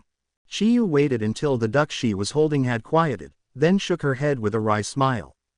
No, not really. Byakuya-san just dropped them by with a request that I watch them for the afternoon, as he has Hollow Patrol and he doesn't think they would be suitable for such events. Again, her head swung from side to side, which, for him, means that he wants to look cool, but having 5 ducklings following you would most likely cause the hollow to expire from laughter, and that would be quite awful for your pride. So I do what I can to help. I see, Nanao said faintly. Byakuya asking for help seemed rather out of character for him, but she supposed when comparing a request for assistance to a hollow laughing at you, he had chosen the lesser of the two evils. But I'm sure you didn't come to help me babysit, Chiyu remarked, pausing to nudge Kuro off her chair and sitting down once her seat had been vacated. What can I do for you, Nanao-san? Ah, yes, she had come here for a reason, after all, and Nanao launched into it without any hesitations or subtleties. It's about Kyoraka Taiko. His entire personality has shifted into something unrecognizable, and it concerns me more than it should. How so? The therapist posed the same question to Nanao as she had to Shunsui only last week. For these past 5 days, he hasn't touched a drop of sake. He goes to all meetings without me having to say a word. He finished the paperwork before I even had time to sit down and ask him to help. He calls me Aizen. He doesn't flirt or sigh in a melodramatic manner or pat me on the head, and he hasn't worn his hat or his pink robe since we talked to you last. And this bothers you? Chiyu asked, looking perplexed. But I thought this was how you wanted him to behave. You know, like a proper captain. Being proper has never suited Kyoraka Taiko, Nanao sighed, before her eyes suddenly widened. Although, perhaps this therapy has awakened him to the fact that he's perfectly capable of doing everything on his own. I thought I needed to tell him to do those things, but he's been doing it with no reminders whatsoever. He deserves a better vice captain. What if he finds one? What if he never truly needed me at all? Nanao-san, Chiyu cut in gently, stroking Steve's head as he sat contentedly in her lap. I suspect you're asking the wrong questions. I believe what you're trying to say is, what if he doesn't love me anymore, correct? What? Love, Sujuku-san, I'm afraid I don't. Stop right there, the therapist said sternly. Don't play the idiot with me, Nanao-san. We both know that it won't work. Think about it, and what you just told me. You claimed that you wanted Shunsui-san to change, but now that he has, it frightens you. Despite yourself, you've grown fond of the lazy captain that calls you pet names and has to be told to do things or else he won't. Just like Shunsui-san loves the disciplined woman who pushes him to be better. When the two of you changed, your routine altered as well, and you found yourself on new, awkward ground with an absolute stranger. She sighed, one hand straying to her ponytail to tug on it disinterestedly. Captains and vice captains need to have some sort of relationship, she went on, her tone gentler now. Be it respectful, mutual interest, friendly, or romantic, they need to have one. Yours with Shunsui-san tends to try to be everything at once. Professional, romantic, silly, respectful, and it's hard at times to maintain a balance. But you've both done marvelously, without my help. All I needed to do was show you that you had that balance all along. Having too professional a relationship is boring and uncomfortable. Having too silly a relationship accomplishes nothing.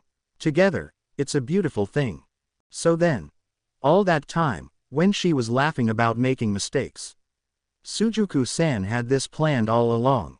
That was almost too hard to grasp for Nanao, who exhaled quietly and rubbed at her forehead. You wanted us to appreciate each other, didn't you? You were trying to show us that what we had wasn't necessarily a bad thing, and we had to change in order to realize that. Bingo, Chiyu said cheerfully. That's exactly right. And while I don't expect you to run into Shunsui-san's arms, weeping and wailing about true love, you don't have to be afraid of it now. You love each other for who you are, and there's nothing better than that. So, she grinned. Need a wedding planner. I've never done it before, but I bet I could be of service. Nanao pushed her glasses up and fixed her with a stoic stare. You are a very unusual girl, was her only comment as she turned and walked out, her eyes softening when she beheld her captain waiting outside of the office with her in full Shunsui regalia. This included the robe, the hat, and the slow, languid smile. Nanao-chan was sad, wasn't she? He said, dropping his hand onto her head. And I don't like to see my Nanao-chan sad. It makes me sad, too. So let's celebrate with some sake and a kiss to seal our love. His dramatically puckered up lips met Nanao's book cover and she brushed past him. Kyoraka Taiko, it is unadvisable to be drinking this early, she tossed over her shoulder. And this time, I would prefer any drunken saliva to remain inside your mouth, instead of over the documents on the new additions to the division. So frigid, Nanao-chan. You'd think they would have learned that their relationship was fine as it was, without my help, Chiyu muttered, placing Steve on the floor and leaning back in her chair. Oh, well, still, I can't believe Nanao-san told Shunsui-san to hit on Hitsugaya Taiko in a thong and he did it. There was a groan, followed by an oh, shit. Aburai Renji and Kuchiki Byakuya, having just returned from hollow eradication, paused to listen to the sweet sounds of someone getting his ass kicked. Shuhei-kun, what have I told you about eavesdropping? Ow, that I should. Stop it, already. I meant the kicking, not the shit. You psychotic little kid, cut it out. Don't call me a kid, senpai. They're probably setting a bad example for the children, Renji commented innocuously. Aren't you worried, Kuchiki Taiko? Byakuya gave him the look, and Renji knew that he'd be on Ducky Potty patrol for the next week. No, Hitsu-chan, you are not allowed to accompany Hina-chan inside, got it? Two equally short Shinigami held each other in a fierce gaze, neither backing down, and the female added, not that I don't appreciate you coming with her, since she's still recovering, but a therapy session is one-on-one and that means you can't come in with her. Hitsugaya folded his arms across his chest and sighed, wanting to mention that she had quite happily done a session with the 8th Division captain and vice captain only 2 days ago, but then Chiyu would most likely respond that it was to strengthen their love, or some other sappy and romantic reason that would only serve to make him embarrassed. So he acquiesced. Fine, but I'm warning you, if you make her cry, you'll glare at me and make me want to retire early. I know, Chiyu cut in. Unfortunately, I can't promise that she won't cry. It's beneficial. But, if I'm not mistaken, my patient is here, so you'll have to excuse me. Have a good day, Hitsu-chan. Stop calling me that. When she made no reply, only waved at him, Hitsugaya dragged himself out of her office, meeting the large brown eyes of Hinamori Momo as she passed him. She gave him a fleeting, trembling smile and then disappeared into the office. The door slid shut, and it was then that Hitsugaya noticed a minuscule crack between the door and the wooden frame. He was protecting Hinamori, he told himself, struggling with his conscience before caving and kneeling on the floor to press his ear against the space. This was only one end to the means. Hinamori Momo-chan, was it? Chiyu greeted Hinamori with a smile from behind her desk. It's so nice to meet you. I've heard a lot of good things about you from Hitsu-chan and everyone. Ah. Thank you very much, Chiyu-san. Hinamori bowed her head and took her seat, staring down at her hands. Well, I suppose you must know why I'm here. Let's just say I've got a pretty good idea. The therapist ducked under her desk for a moment, re-emerging with a file clenched in her hand. Ah, here we go, she murmured, opening it and glancing down. Hinamori Momo, vice captain of the 5th Division, recently awoken from a coma induced from a stab wound and severe shock, courtesy of Aizen Sosuke. Turned her sword against Hitsugaya Tushiro after breaking out from the retention cell. She let out a low whistle, shaking her head. Listen to me and listen carefully, because I'll only say this once and it's going to hurt you and you may cry, but you need to hear this. Hina-chan. Brown eyes met brown eyes as Chiyu solemnly uttered, do you trust me? It's the only way I can help you. Still, Hinamori hesitated, her hands now nervously twisting and scrunching the black fabric covering her lap. The therapist was giving a choice. Avoid the painful truth and remain in a rut for the rest of her days, or accept it and face forward. Hitsugaya couldn't shield her this time, no matter how much he adamantly declared that she had done nothing to be blamed for. No, she had to deal with it on her own and she swallowed harshly, nodding. Chiyu kept her eyes fixed on the other girl's face, observing indecision war with desperation and not for the first time, wished there could have been another way to go about this. She was a therapist, however, and she had to go through with it. If Hinamori could be brave enough to accept it, then she had to be brave enough to speak the truth. You idolized your captain, didn't you? Her words were low and soft, but served the purpose of startling Hinamori from her trance. You were very happy when you entered his division and you worked tirelessly to rise to the rank of vice captain. You were so focused on Aizen that you completely glossed over the attention of another captain who cared for you more than your own ever could.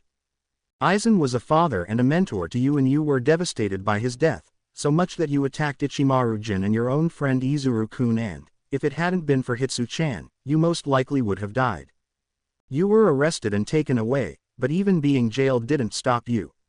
Rangaku-san unwittingly handed you the letter that caused you to spiral downwards into confusion, but neither she nor her captain were to blame for that.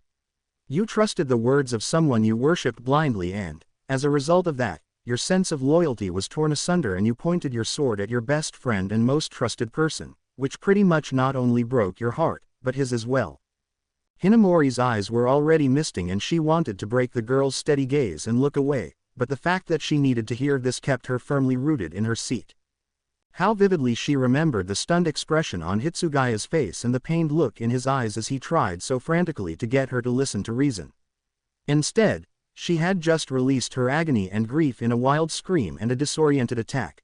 And, eventually, he'd had to lash out at her to save them both. Even after that, she had still believed he'd killed Aizen, harboring confusion and distrust so deeply embedded in her heart that she feared it would never fully dissipate. Chiyu waited for another moment, then went on. Hitsu-chan fought Jin because he inadvertently made you bleed and, if it hadn't been for Rangaku-san's intervention, Shinso would have killed you. Hitsu-chan took you back, but you woke up and followed him, right? And you became even more confused with the Central 46 affair. Not only that, but you got to see your beloved captain again, and he stabbed you. Hearing a muffled sob from her patient, her brow crinkled slightly. And I don't think you heard the whole story, since Unohana Taiko told me that Hitsu-chan had requested she withhold the information from you, but Hitsu-chan came across you and attacked Aizen in a rage. He summoned his Bankai, but Aizen took him down in one slash before he was even attacked. He almost died, Hina-chan. 3 things happened simultaneously. Hinamori burst into tears, Chiyu let out a squeak and fumbled for a handkerchief, and Hitsugaya kicked down the door. Ah! Hitsu-chan, my door. The therapist, now handing Hinamori a handkerchief, whirled around and glared at him. What did it ever do to you, huh? Hitsugaya placed a foot on top of the poor, battered door, his eyes flashing. You had no right to tell her about that. He yelled furiously. She was better off not knowing and now you made her cry. Well, it's a good thing you already went through therapy or I'd be dead now, wouldn't I? Chiyu retorted, placing her hands on her hips as Hinamori mocked at her eyes.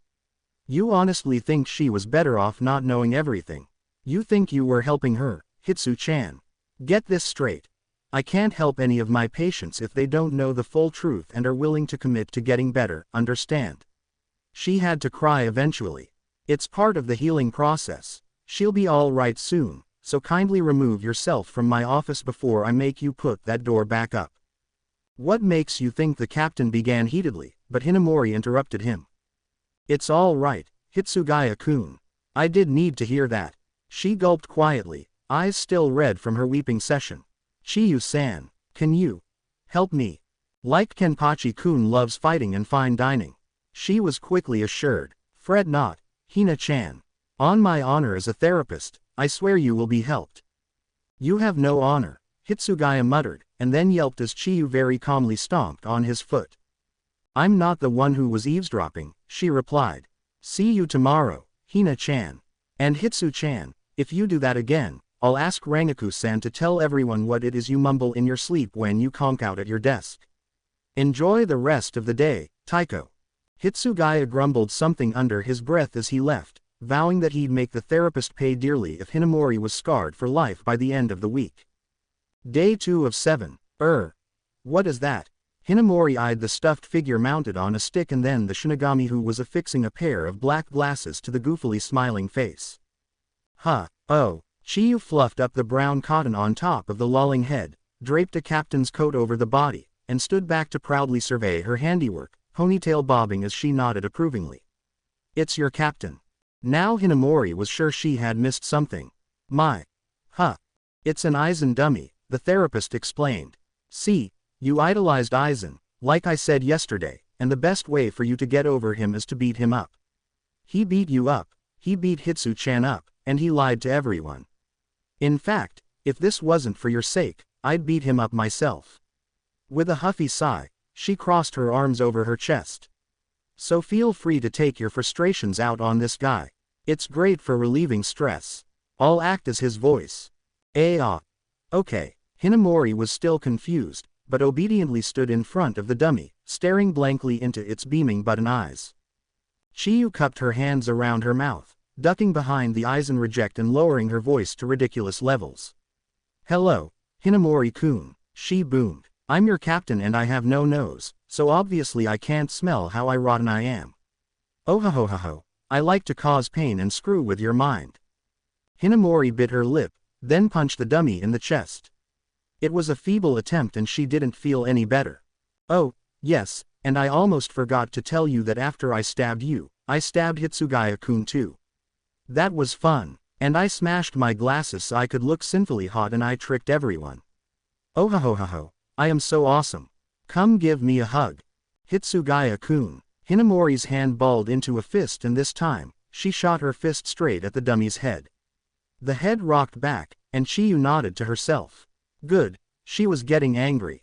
And I kick puppies and gin and I enjoy molesting little boys and I groped all the girls in the 4th division.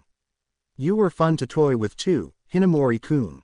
The vice captain snapped. He had hurt her and her loved ones enough and she'd finally realized and come to terms with the fact that he was no longer the man she adored and looked up to. He was a murderer, a liar, and a traitor and she would show him no mercy.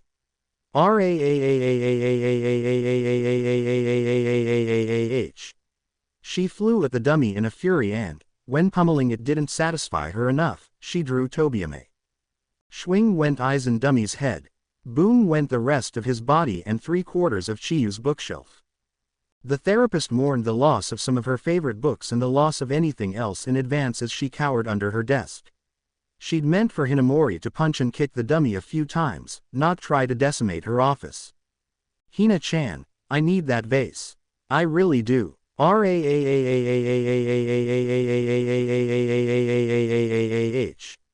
Crash. Okay, maybe not, but I really like that one.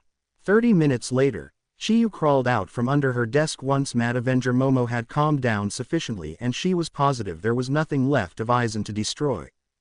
The dummy lay in shreds on the floor, scattered pitifully around the feet of one heavily panting Shinigami, and Chiyu knelt to pick up a shattered lens from the short-lived glasses. Aizen's button eyes were nowhere to be found, but she knew she'd have to look for them eventually before one of the ducklings ate them. She just didn't think Byakuya would buy your child choked on Aizen's eyes as a good excuse for the death of a ducky. Somehow, she commented ruefully, clapping Hinamori on the shoulder, I don't expect my Aizen toys to live long. Really, you should have seen what Hitsu-chan did to his plushie, although, you have to admit that Aizen does look better without a head, wouldn't you say so? Hinamori blinked, her eyes clearing. The stick the dummy had perched on teetered and fell over, burnt black. The biggest chunk of the Aizen dummy remaining was the corner of a smile and she stepped on that. I'd have to agree with you there. The two girls exchanged looks, then giggled until Chiyu saw the charred lump of what had been the captain's robe in the corner and cringed in dismay. Oops, I borrowed that.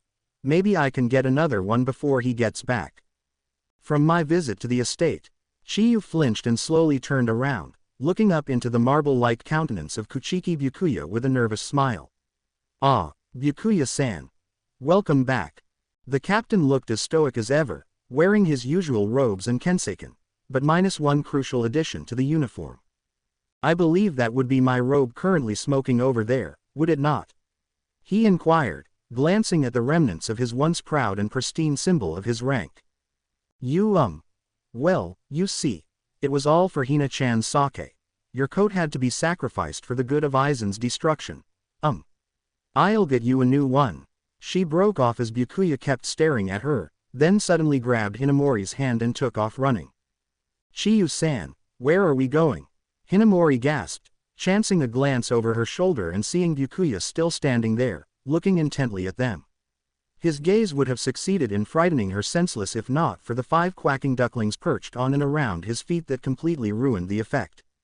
Far, far away until Byakuya-san doesn't want to kill me anymore. Hitsu-chan, Shuhei-kun, I'd run. She threw this tidbit of advice over her shoulder as she dashed past the two males, a baffled Hinamori in tow. And stop trying to eavesdrop. Hitsugaya glanced over at the motionless noble, then at Hisagi. PFT. The vice captain shrugged, although he discreetly reached up to finger his still swollen nose from the last time Chiyu had caught him listening in on her sessions. Don't know what she's talking about, he said airily. Honestly, she's paranoid. Hitsugaya said nothing more, merely rolled his eyes. Day 3 of 7. For the rest of the week, you are not allowed to say Aizen's name under any circumstance, Chiyu instructed her wide-eyed patient. While we've already gotten you to beat him to a ripped fabric and cottony pulp, you still think about him, don't you? Hinamori shook her head wordlessly, but the look in her eyes told an entirely different tale, and that was the one the therapist chose to believe. He'll haunt you if you don't make a conscious effort to stop thinking about him, either the captain you thought you knew or the man who betrayed his fellow Shinigami. So, every time you say his name, not only will you get whacked by yours truly, but you will also have to yell out, She paused, letting an idea formulate before she leaned over to whisper something in Hinamori's ear, which abruptly turned just as red as her face. Fought. I can't say that. Chiyu winked and botched it rather badly, although Hinamori didn't mention it. It was either that or kiss the person closest to you, be it male or female, and I'm sure you wouldn't want to mention Aizen's name in front of Kenpachi-kun, now would you? The red receded like a rocket, only to be replaced by a faint green tinge. The therapist burst out laughing. I'm kidding. Calm down, Hina-chan, I wouldn't make you do that. A very relieved Momo heaved a sigh, one hand on her chest. That's good to KN. After all, you know Hana Taiko doesn't like anyone kissing Kenpachi-kun but her, and her revenge tactics are quite ingenious, Chiyu added very seriously. Hina-chan, that was another joke. Well, not really. I mean, I'm sure you know Hana Taiko would prefer it if no one else kissed him, but I don't think she'd seek revenge for Hina-chan. You're swaying a little bit too far. Thud. Hina-chan, hang in there, I'll Hitsu-chan, she's not hurt, so don't you dare break down my door again. Chiyu's head whipped around to focus on the door as she struggled to lift the dazed vice captain off the floor. All Hina-chan, wake up. Outside the door, Hitsugaya swallowed and slowly backed away. His concern for Hinamori was great, but Chiyu was a healer, his childhood friend would be fine, and he wanted to keep what little dignity he had left. Day 4 of 7. They were in a vice captain's meeting and talking amongst themselves about who would take over the 3 recently vacated captain roles in Divisions 3, 5, and 9 when Hinamori accidentally said the one thing she wasn't supposed to say. I don't think I could be the kind of captain that Aizen Taiko was. Ow. She winced as Renji gave her a good, solid thump on the head, peering up at him with teary eyes. Abarai-kun, that hurt. It was supposed to, he told her with I worry about your logic sometimes I roll.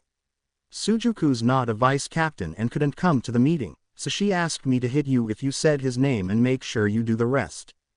But I wouldn't want her to be that sort of captain, either, Matsumoto objected, giving the smaller girl a pitying glance. TCH. Doesn't matter. Renji tugged annoyingly at his hair band. She was thinking of him as a good captain and that's shit. Still, I don't think. Matsumoto and Renji began to bicker and Hinamori inhaled and exhaled rapidly until Nemu quietly asked her if she was going to hyperventilate and, in that case, if medical assistance would be needed. Damn it, Hinamori suddenly blurted out to a room that had just gone completely and deathly silent. Nanao looked faintly disapproving. Matsumoto and Aizen looked completely and utterly shocked, although the former was starting to grin. Hisagi snickered into his fist. Nemu's face remained perfectly blank. Iba did a double take to see if the very gentle girl who'd never cursed in her life had just said that word. Kira swayed in pure astonishment and Renji wondered if their therapist had gone insane. Or maybe Hinamori had finally just snapped. Hinamori-san, I understand that life's been a bit hectic for you lately, Aizen began hesitantly. But is it really necessary to use that word? Oh, no. Hinamori pressed her hands to her flaming cheeks. It's just, Chiyu-san told me that was what I should say if I said Aizen Taiao, shit. She then began to wave her arms about as if she were doing interpretive dance. No, I didn't mean that, it was just an example to remind me that I shouldn't say Aizo fucking hell. It only got worse. Poor Hinamori kept trying to explain herself and thus kept uttering Aizen's name, which only resulted in getting whopped and letting loose with a string of cursing so profuse in its ferocity that Aizen and Nanao had their hands pressed to their ears. Hisagi and Renji cheered her on and Kira was curled up in a fetal position in the corner, having been there since. I'm bedwetter Momo, bitch. They all had to admit, however, that this had to be the most memorable vice captains meeting ever. Day 6 out of 7. It's progress, Chiyu assured Hinamori. And you've said his name less, haven't you? She thought it over and was somewhat surprised to realize that after the whole meeting chaos, she hadn't said Aizen's name or even though about him for the rest of the day. It was progress, indeed, and Hinamori nodded with a small smile flickering onto her face. So then, we're working on your assertiveness today. Chiyu cleared a few files from her desk and nodded, resting a folder from the bill of the ever-mischievous Kuro. She was stuck with duck-sitting duty again. This, in short, means finding those who have treated you like a doormat and telling them how you really feel about it. For starters, has anyone talked down to you recently? Well, Hinamori fidgeted. Those who do have ended up in the infirmary and I don't know why. But sometimes Abarai-kun treats me like a child and a member of Soifong Taiko's division shoved me the other day. Chiyu could have easily told her why those people were getting maimed, but she knew Hitsugaya was probably listening in again, so she wisely kept her silence and nodded encouragingly. Then you have to let them know that you don't like it. You're a vice captain, Hina-chan. You can fight back. You have power, too, and it's time for you to let it shine through. A bit later, Hinamori, after a bit of prompting, had finally spoken up when the same 2nd Division member had purposely jostled her shoulder when he passed her in the hallway. In fact, she had spoken so brusquely about being more careful next time and respecting vice captains, all said with a peaceful smile, that the man had apologized and rushed off, deciding that Hinamori Momo was no longer an easy target. And Renji's confrontation had been interesting. He'd been striding around in his lovely pink kimono, avoiding Rikichi who'd been tailing him like a groupie lately, and sweet, shy little Hinamori had come racing over to him and said a stern monologue very breathlessly. Abarai-kun, I'd just like to say that I graduated the same time you did and although I'm very short, I'm still a vice captain, just like you, so kindly don't condescend to me as if I'm some sort of irrational child because I'm not, and if you make fun of my nickname again, I'll hit you. Woo, a tall, black-haired girl from the 4th Division yelled as her squad strolled past, thrusting a fist into the air as proud homage to Hinamori. Way to break it to him, Hinamori Fukuteku. Chiyu grinned, waving to the girl as Renji muttered something about crazy 4th Division brats. He then switched his attention back to Hinamori and smirked. So that's what you were glaring at me for? Hell, I'll stop messing with you. And, you know, this is more like you. I remember at the academy how argumentative and stubborn you were with me and Kira, and now you let anyone and everyone walk all over you. You bring it upon your sack. From the rooftops descended the fatal fury, the white-haired wonder, the tamer of dragons, the protector of Hinamori Momo and the shortest captain alive, Hitsugaya Tushiro. And his hapless victim was none other than the oblivious Abarai Renji, who quickly became more aware as Hitsugaya crashed into him and began to aim punches at his face and chest. Don't you pick on Hinamori. Get off me, you damn brat. Hitsugaya Taiko, show me some respect, Abarai. Hinamori and Chiyu observed the somewhat pointless brawl, shaking their heads until Chiyu finally moved her waddling charges out of the way with her foot and shouted, Hey! Hey, I did not put you two through therapy so I could schedule more appointments for you because you're obviously in great need of psychiatric help. Are you even listening to me? Oh, gather ye round and I'll sing this song twice, of two morons WHOACT like monkeys on ice. That got the job done and the two broke apart, glaring at each other. The short Shinigami sighed and straightened her sleeves, giving them both a reprimanding stare and reminding herself to make a ballad of Abarai Renji and Hitsugaya Tushiro when she got some time off. Well, Hina-chan, I'm proud to say that your week is almost complete and you are well on the road to recovery. It'll be tough at times, but you have good friends who will watch your back and you now know that you're no longer under Aizen's shadow.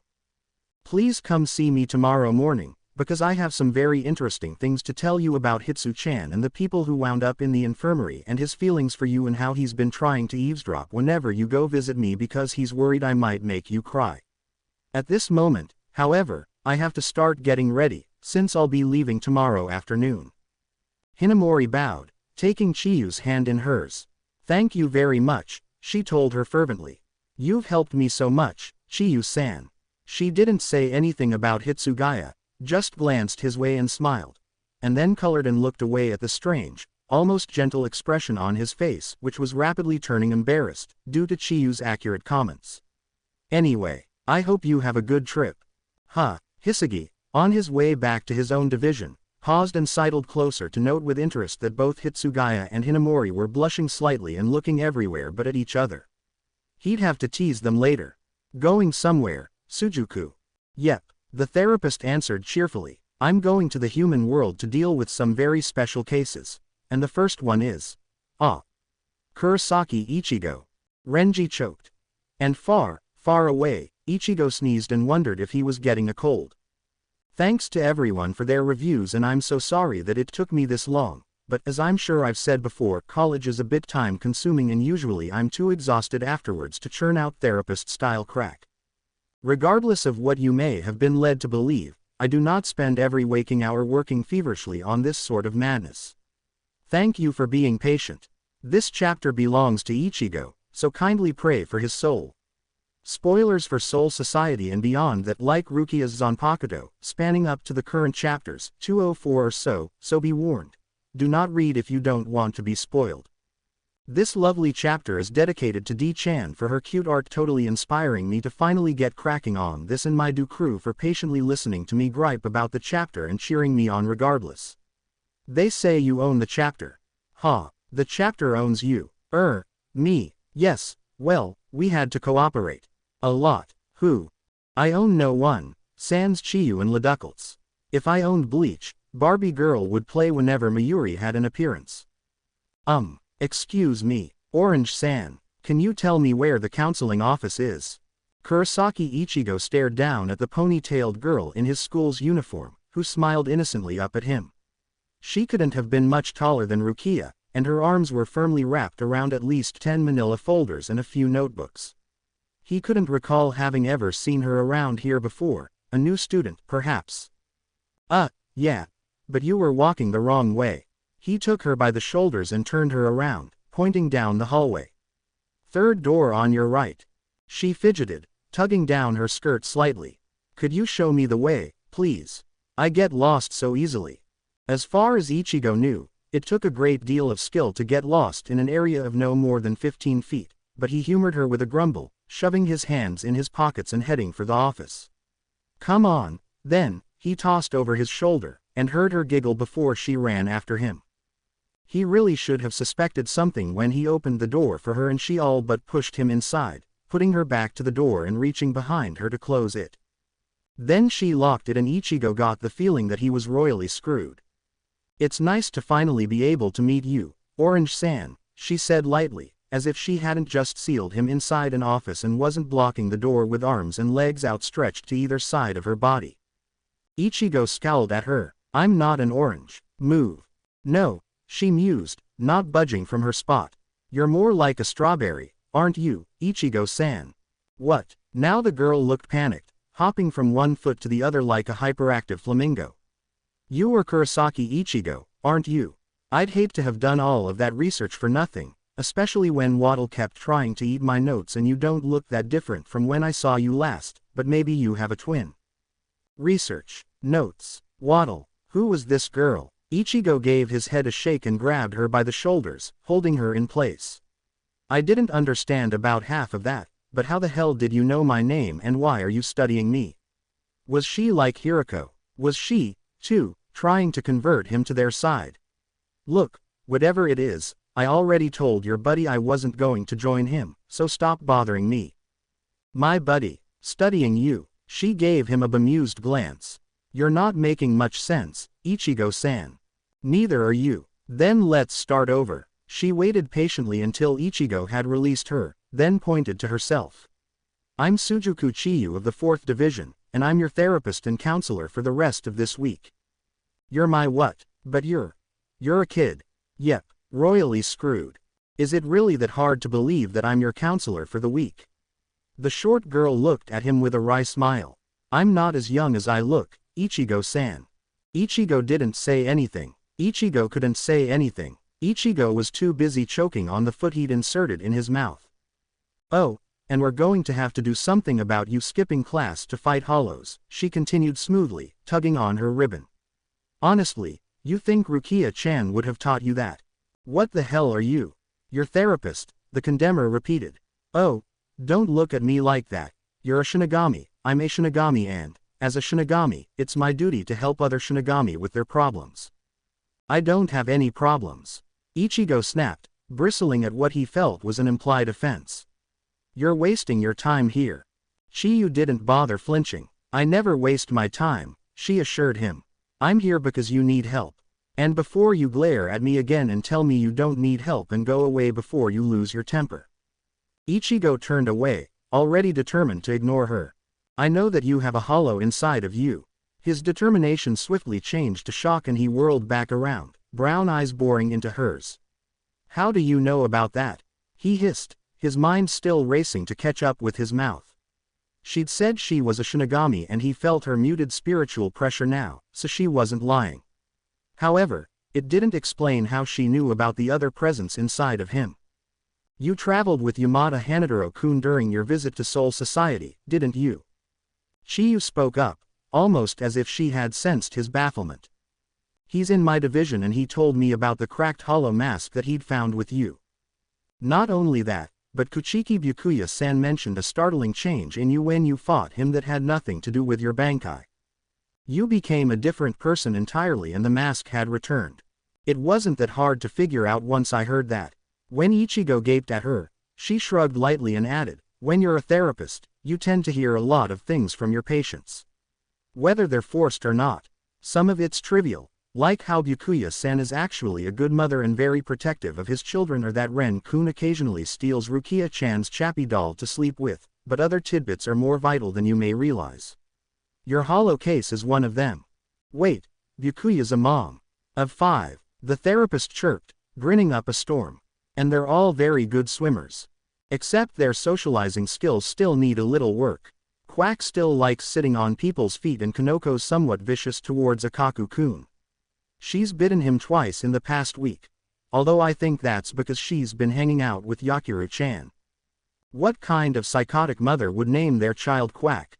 Actually, Ichigo shuddered. The fact that Byakuya was a mother at all was disturbing enough. Chiyu suddenly clapped her hands, making him start and look at her suspiciously.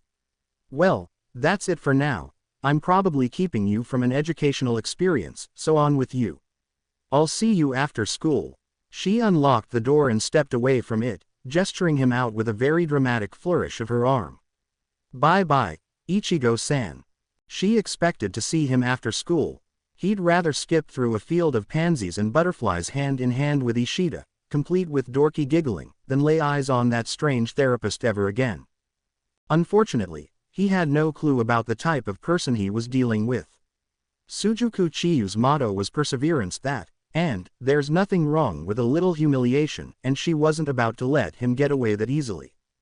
The instant the bell rang, signaling their liberation from class, Ichigo shoved himself out of his desk and hurried out of the classroom with a terse sigh in response to the questioning stares of his friends.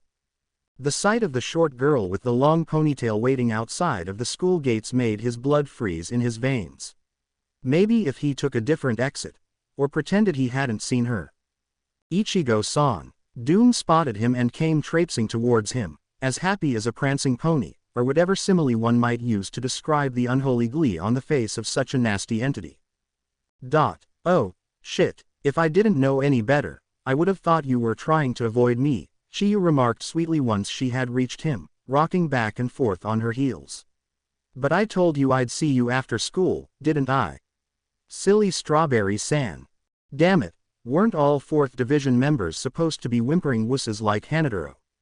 This one had enough of an attitude to land herself among the crazies in the 11th Division. She seemed to have the stupid nickname aspect of their vice captain down pat, as well. Ichigo groaned, rubbing his forehead. What'll it take to get you to go away? Therapy. Then, after a pensive pause, or I suppose you could ask politely, and I might decide to leave on my own. The two Shinigami locked eyes, and Chiyu giggled. But that would make things too easy for you, and I've discovered that when things are easy, it means you're not improving. Look, Ichigo-san, I didn't come all the way down here just to make your life miserable. I came here to help you. Can't you trust me just a little bit? The sooner we complete your therapy, the sooner I can leave and make sure Shuhei-kun hasn't torched my office or Byakuya-san hasn't tried putting curlers in duck feathers yet. Really, I think that'd be some form of animal abuse, because I don't think you can curl feathers without causing pain to the bird. Ah wait, Ichigo's headache had returned. Damn it, slow down for a minute. What are you? We're starting your therapy now, Chiyu told him crisply. If I keep trying to explain things, I think that confused scowl on your face would freeze there and that would wreak havoc on your love life, non-existent as it may be. We have 1 week to handle this. Before Ichigo could get out another word, she had grabbed him by the wrist and hauled him after her with considerable strength. Ow, let go. What the hell? Where are you taking me, you maniac? The therapist didn't loosen her death grip on his hand as she sped up. We're going to bond with your family, your mod soul, and your blade. We're going to talk about some important issues, and we're going to do it all. Once I figure out where your house is. Nay, Ichigo-san, do I take a left or a right here? Or do I need to ask Urahara-san about the time you woke up with Tessai on top of you and the circumstances leading up to the left? Take a left. I have confidence in Sunshine. Keigo and Aizen warbled along with Julie Andrews, while Rukia, Yumashika, Chiyu, Mizuhiro, and Yuzu hummed along quietly and Karen and Ichigo sat mutely on the couch, brought together by their abject horror. I want to help you, she had said. Bond with your family, she had said. I have confidence in Raiin. Renji and Akaku took up the challenge to bellow even louder, both of them grinning like fools and not giving a damn that two of Soul Society's biggest punks were singing along with a movie that musically spoke of personified hills and lonely goatherds. That damn therapist had never said anything about watching The Sound of Music with a bunch of Shinigami-turned classmates and classmates alike who had just invited themselves over for no particular reason, although Ichigo could have sworn he'd heard Renji mutter something about getting his very own ballot. This wasn't bonding. This was very unique torture that could only be contrived by an evil mind. A very evil mind. Come on, Rukia-chan, you and the others sing too. Aizen encouraged, beaming broadly and slinging an arm over Karen's shoulders, which resulted in her yelling at him to back off and flinging him over the couch. I have confidence that spring will come again. Rukia sang hesitantly, looking up at Yuzu to see if she'd sung it right. The youngest Kurosaki sibling rewarded her with a nod and a big smile. Bunnies come in spring. Bunnies. Rukia perked up. The drama continued. My little girl has grown up. Daddy has dreamed of this day for a very long time now. The loving sting of Karen's feminine foot upon my rugged features. Shut up and die. This is rather beautiful in its poignancy, Yumashika mused to Chiyu, who smiled proudly at him and patted his hand. Besides which, you see. Take it away, Ichigo. Keigo yelled, making everyone turn towards the orange-haired teen expectantly.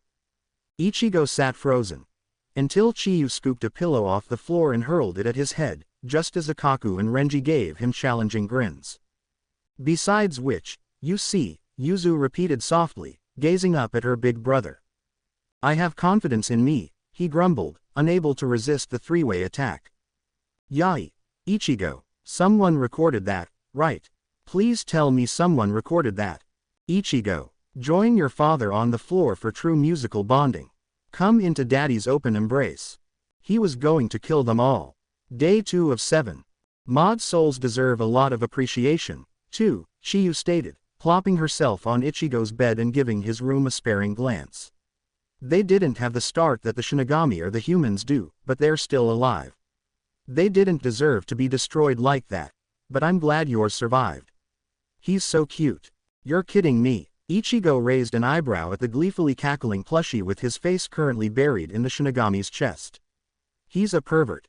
But he's a lion, the girl protested, hugging Khan even closer, much to the mod soul's delight. I love cats. They're so cute and they have tails and whiskers and fur. I know what a cat is. That's not a cat. That's a pain in the ass. Chiyu looked at him, the vaguest twinkle of amusement lingering in her brown eyes. Ichigo-san, I said you're bonding with Kan-san, not insulting him. As true as it may be, she added pointedly, seeing him open his mouth to refute that statement. Ichigo's always so mean to me, Chiyu-ni-chan, Kan whined, snuggling against her breasts with a happy whimper.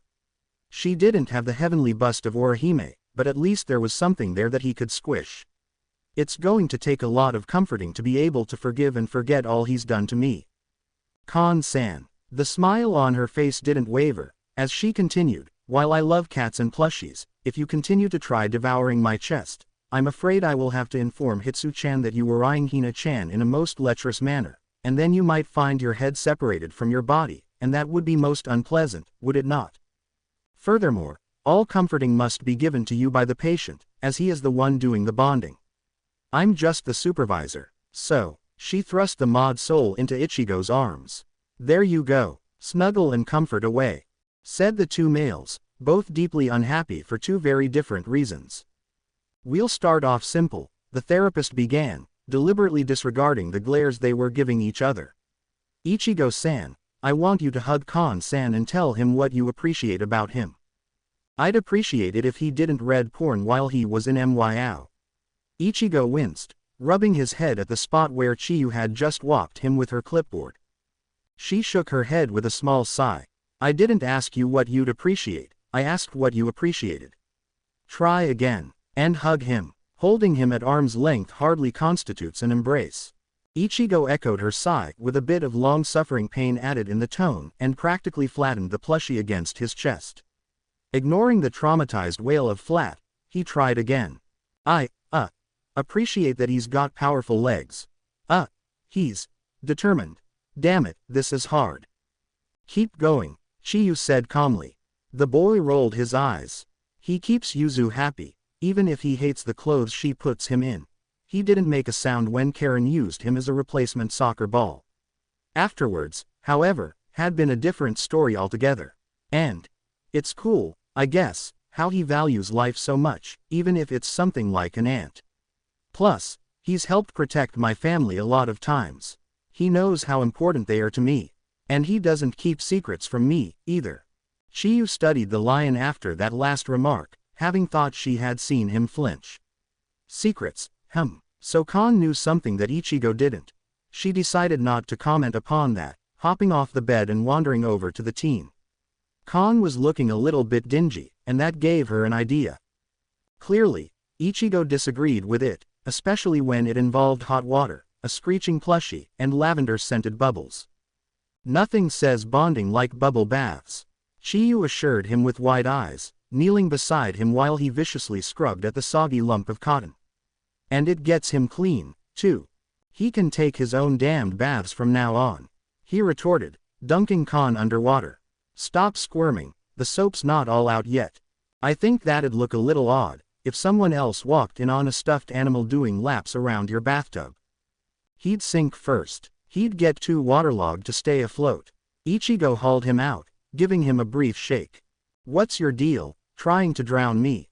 You heartless monster. You damnable fiend. You orange-haired bastard. Curse youuuuuichi splash. Blurble. Ichigo-san. Nope. Still dirty. Day 3 of 7.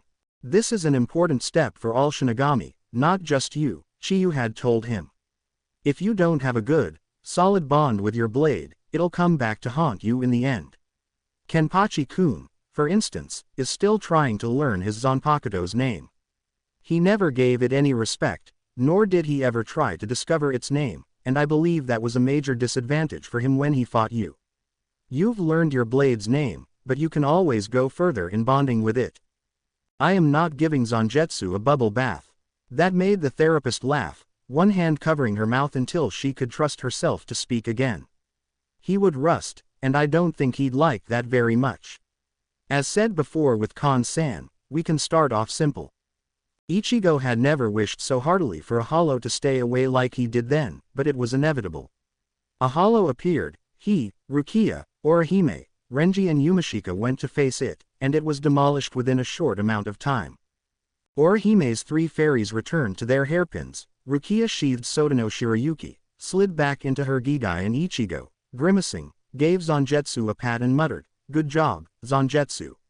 I'm very proud of you. Let's continue to fight side by side. And then he hugged the blade carefully. Ichigo. Rukia, remarkably, was at a loss for words. Did you just embrace your... Are you feeling all right? I can heal him. Orihime volunteered, hands flying to her hairpins, but Ichigo shook his head. I'm fine. It's just part of my therapy, Renji and Yumashika said in unison, nodding to each other knowingly. It'd have to be, if you're standing here hugging your blade like that, Renji added, snickering. And talking to it all sweet like. Rukia elbowed him sharply. Shut up, Renji. I know for a fact that you hold conversations with Zabumaru all the time. She deepened her voice. Hello, Zabumaru. Did you have a nice sleep? I made sure you got the pillow this time and I didn't hog the blanket. Rukia. Her friend growled warningly. Look, Zabumaru, I got tattoos so I could look just like you. You're my Haru. I wish I had a snake for an. At least I don't play ribbon dancer with my Zanpakuto. I do not play ribbon dancer with Shirayuki. You're the one with the giant snake whip. Bonding with your blade. That's not a bad idea, Yumashika pondered, rubbing his cheek against his sheathed sword. You're so beautiful, Fujikujuku. Just as beautiful as your wielder. Isn't that right, you precious, lovable little beauty? Who's my pretty little sword? Who's Prieti? Fujikujuku ease. Yumashika. He's still going through therapy, Renji muttered confidentially to Ichigo, who could only nod. Day 4 of 7. He stood sideways on a skyscraper, meeting the solemn gaze of his Zanpakuto, the latter's eyes obscured by dark glasses. Ichigo. Zangetsu finally spoke, his hollow voice ringing throughout the world he occupied. What is it, old Zangetsu? Ichigo buried his hands in his pockets, peering at the wild-haired man. Why did you call me here? Silence answered him. The boy shifted, fidgeting slightly as he waited for a reply, and struggling not to break that unwavering stare that Zangetsu had a penchant for doing so often. I heard your words. All Ichigo swallowed. All of them. I will fight by your side. But sleeping alongside you, Shinigami form or not, is not fighting. Silence on his part this time. You salivated on my bandages. He was going to slaughter Renji for even planting that idea in his head, and Chiyu for blatantly encouraging it. Day 5 of 7. You dyed my hair. It'll come out, Chiyu promised, ruffling the ivory spikes that once been a vibrant orange. This is as close as I can get to recreating your hollow self, anyway. Well, that explained all of her questions the day before. She'd asked him when he had first conversed with the hollow, and he had grudgingly told her he had seen it in the world where Zangetsu lived. Chiyu had continued to inquire about the looks, the similarities, the differences, and how it had acted. Then she had said no more, only murmured something about checking back with Soul Society and left. And now she was back, having taken advantage of his absence. He'd been fighting another hollow to dye his body's hair. Brat.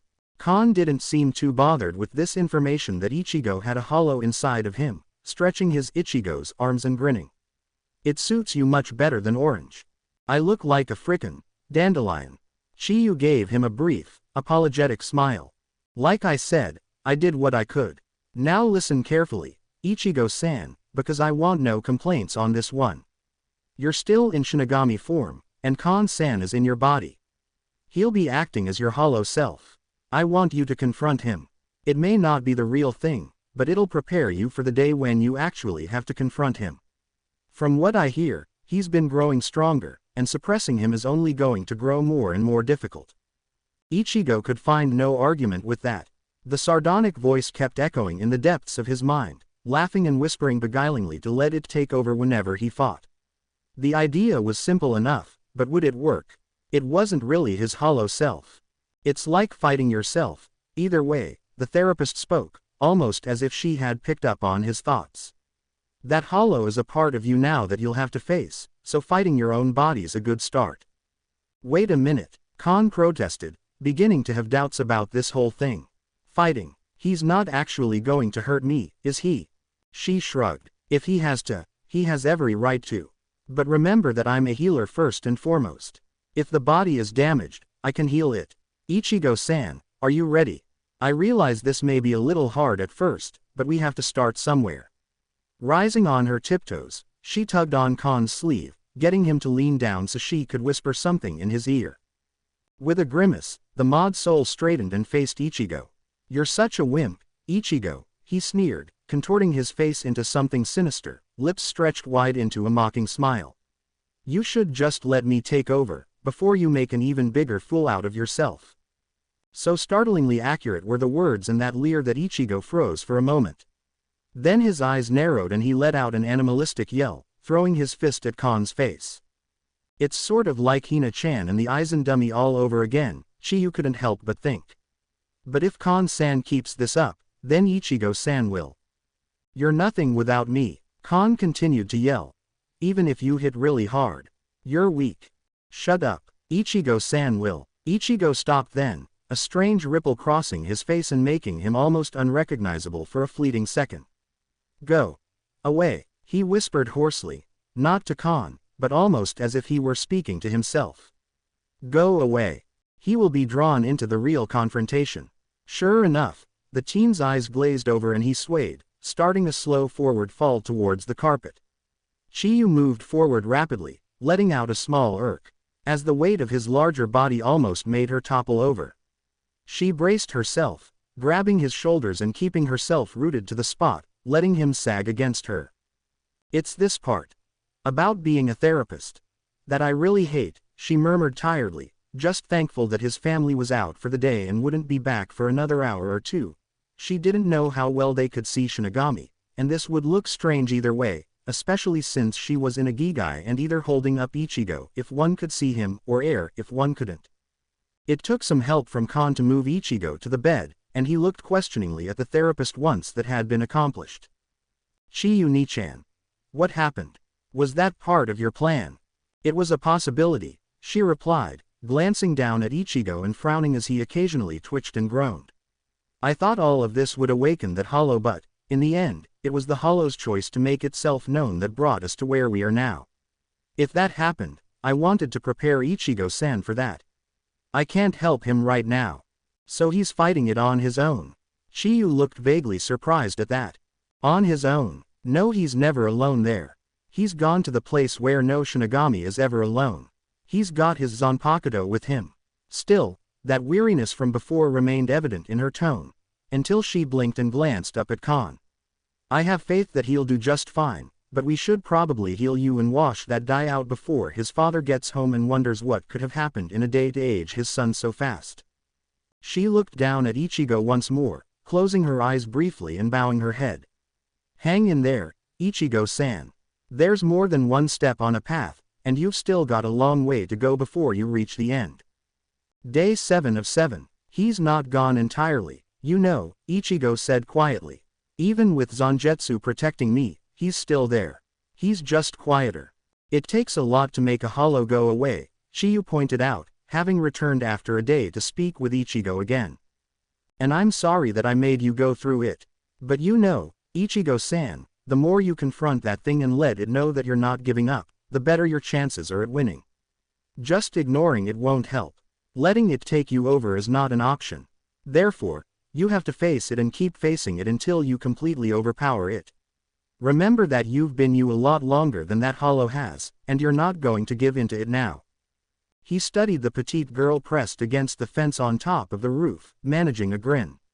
"You're a strange one. One minute you sound like a little kid, and then you're spouting off advice like some wise old sage. Such is the life of a Shinigami. Or a fortune cookie, whichever you prefer." Chiyu laughed, back to her normally exuberant self again. "I'll just tell you that I'm older than Hitsu-chan and Yakiru-chan and younger than Shuhei-kun and Byakuya-san and leave it at that." "But," she turned away from the fence, smiling at Ichigo. "You'll be pleased to know that your therapy is over, Ichigo-san. You bonded with your family, you appreciated Khan a little bit more, you and Zangetsu have grown closer, and that hollow inside of you knows now that you're serious business. Plus, I think you've learned that you can subdue that thing, with enough determination. Now, I just have one thing to ask you." What's that?" She winked at him, lowering her voice. "Do you perhaps think that you had more of a reason to save Rukia-chan than just the feeling of owing her?" What? Oh, wait, I forgot. You haven't really discovered hormones yet. It's a shame. I think she likes you. What? Rukia-chan. The Shinigami chirped, bouncing over to the door that led off the roof and flinging it open. Can you show me how to drink from that juice package? I think I stabbed the wrong end. Get back here, you brat. You can't just leave it like that. Moo. Ichigo-san's getting confusing again. That's my line. Yell at me later, I'm off to go be haphazard. You're haphazard enough as it is. Ishida or you knew something wasn't right. Alas, he had no idea that he was to be the next fated victim of therapy torture. Damn Shinigami. Thanks for watching guys. Hope you all are enjoyed this video. If you do, please leave a like, share and subscribe. Also don't forget to support author of this fanfic. So let's end this video here. Until then, see you in next video.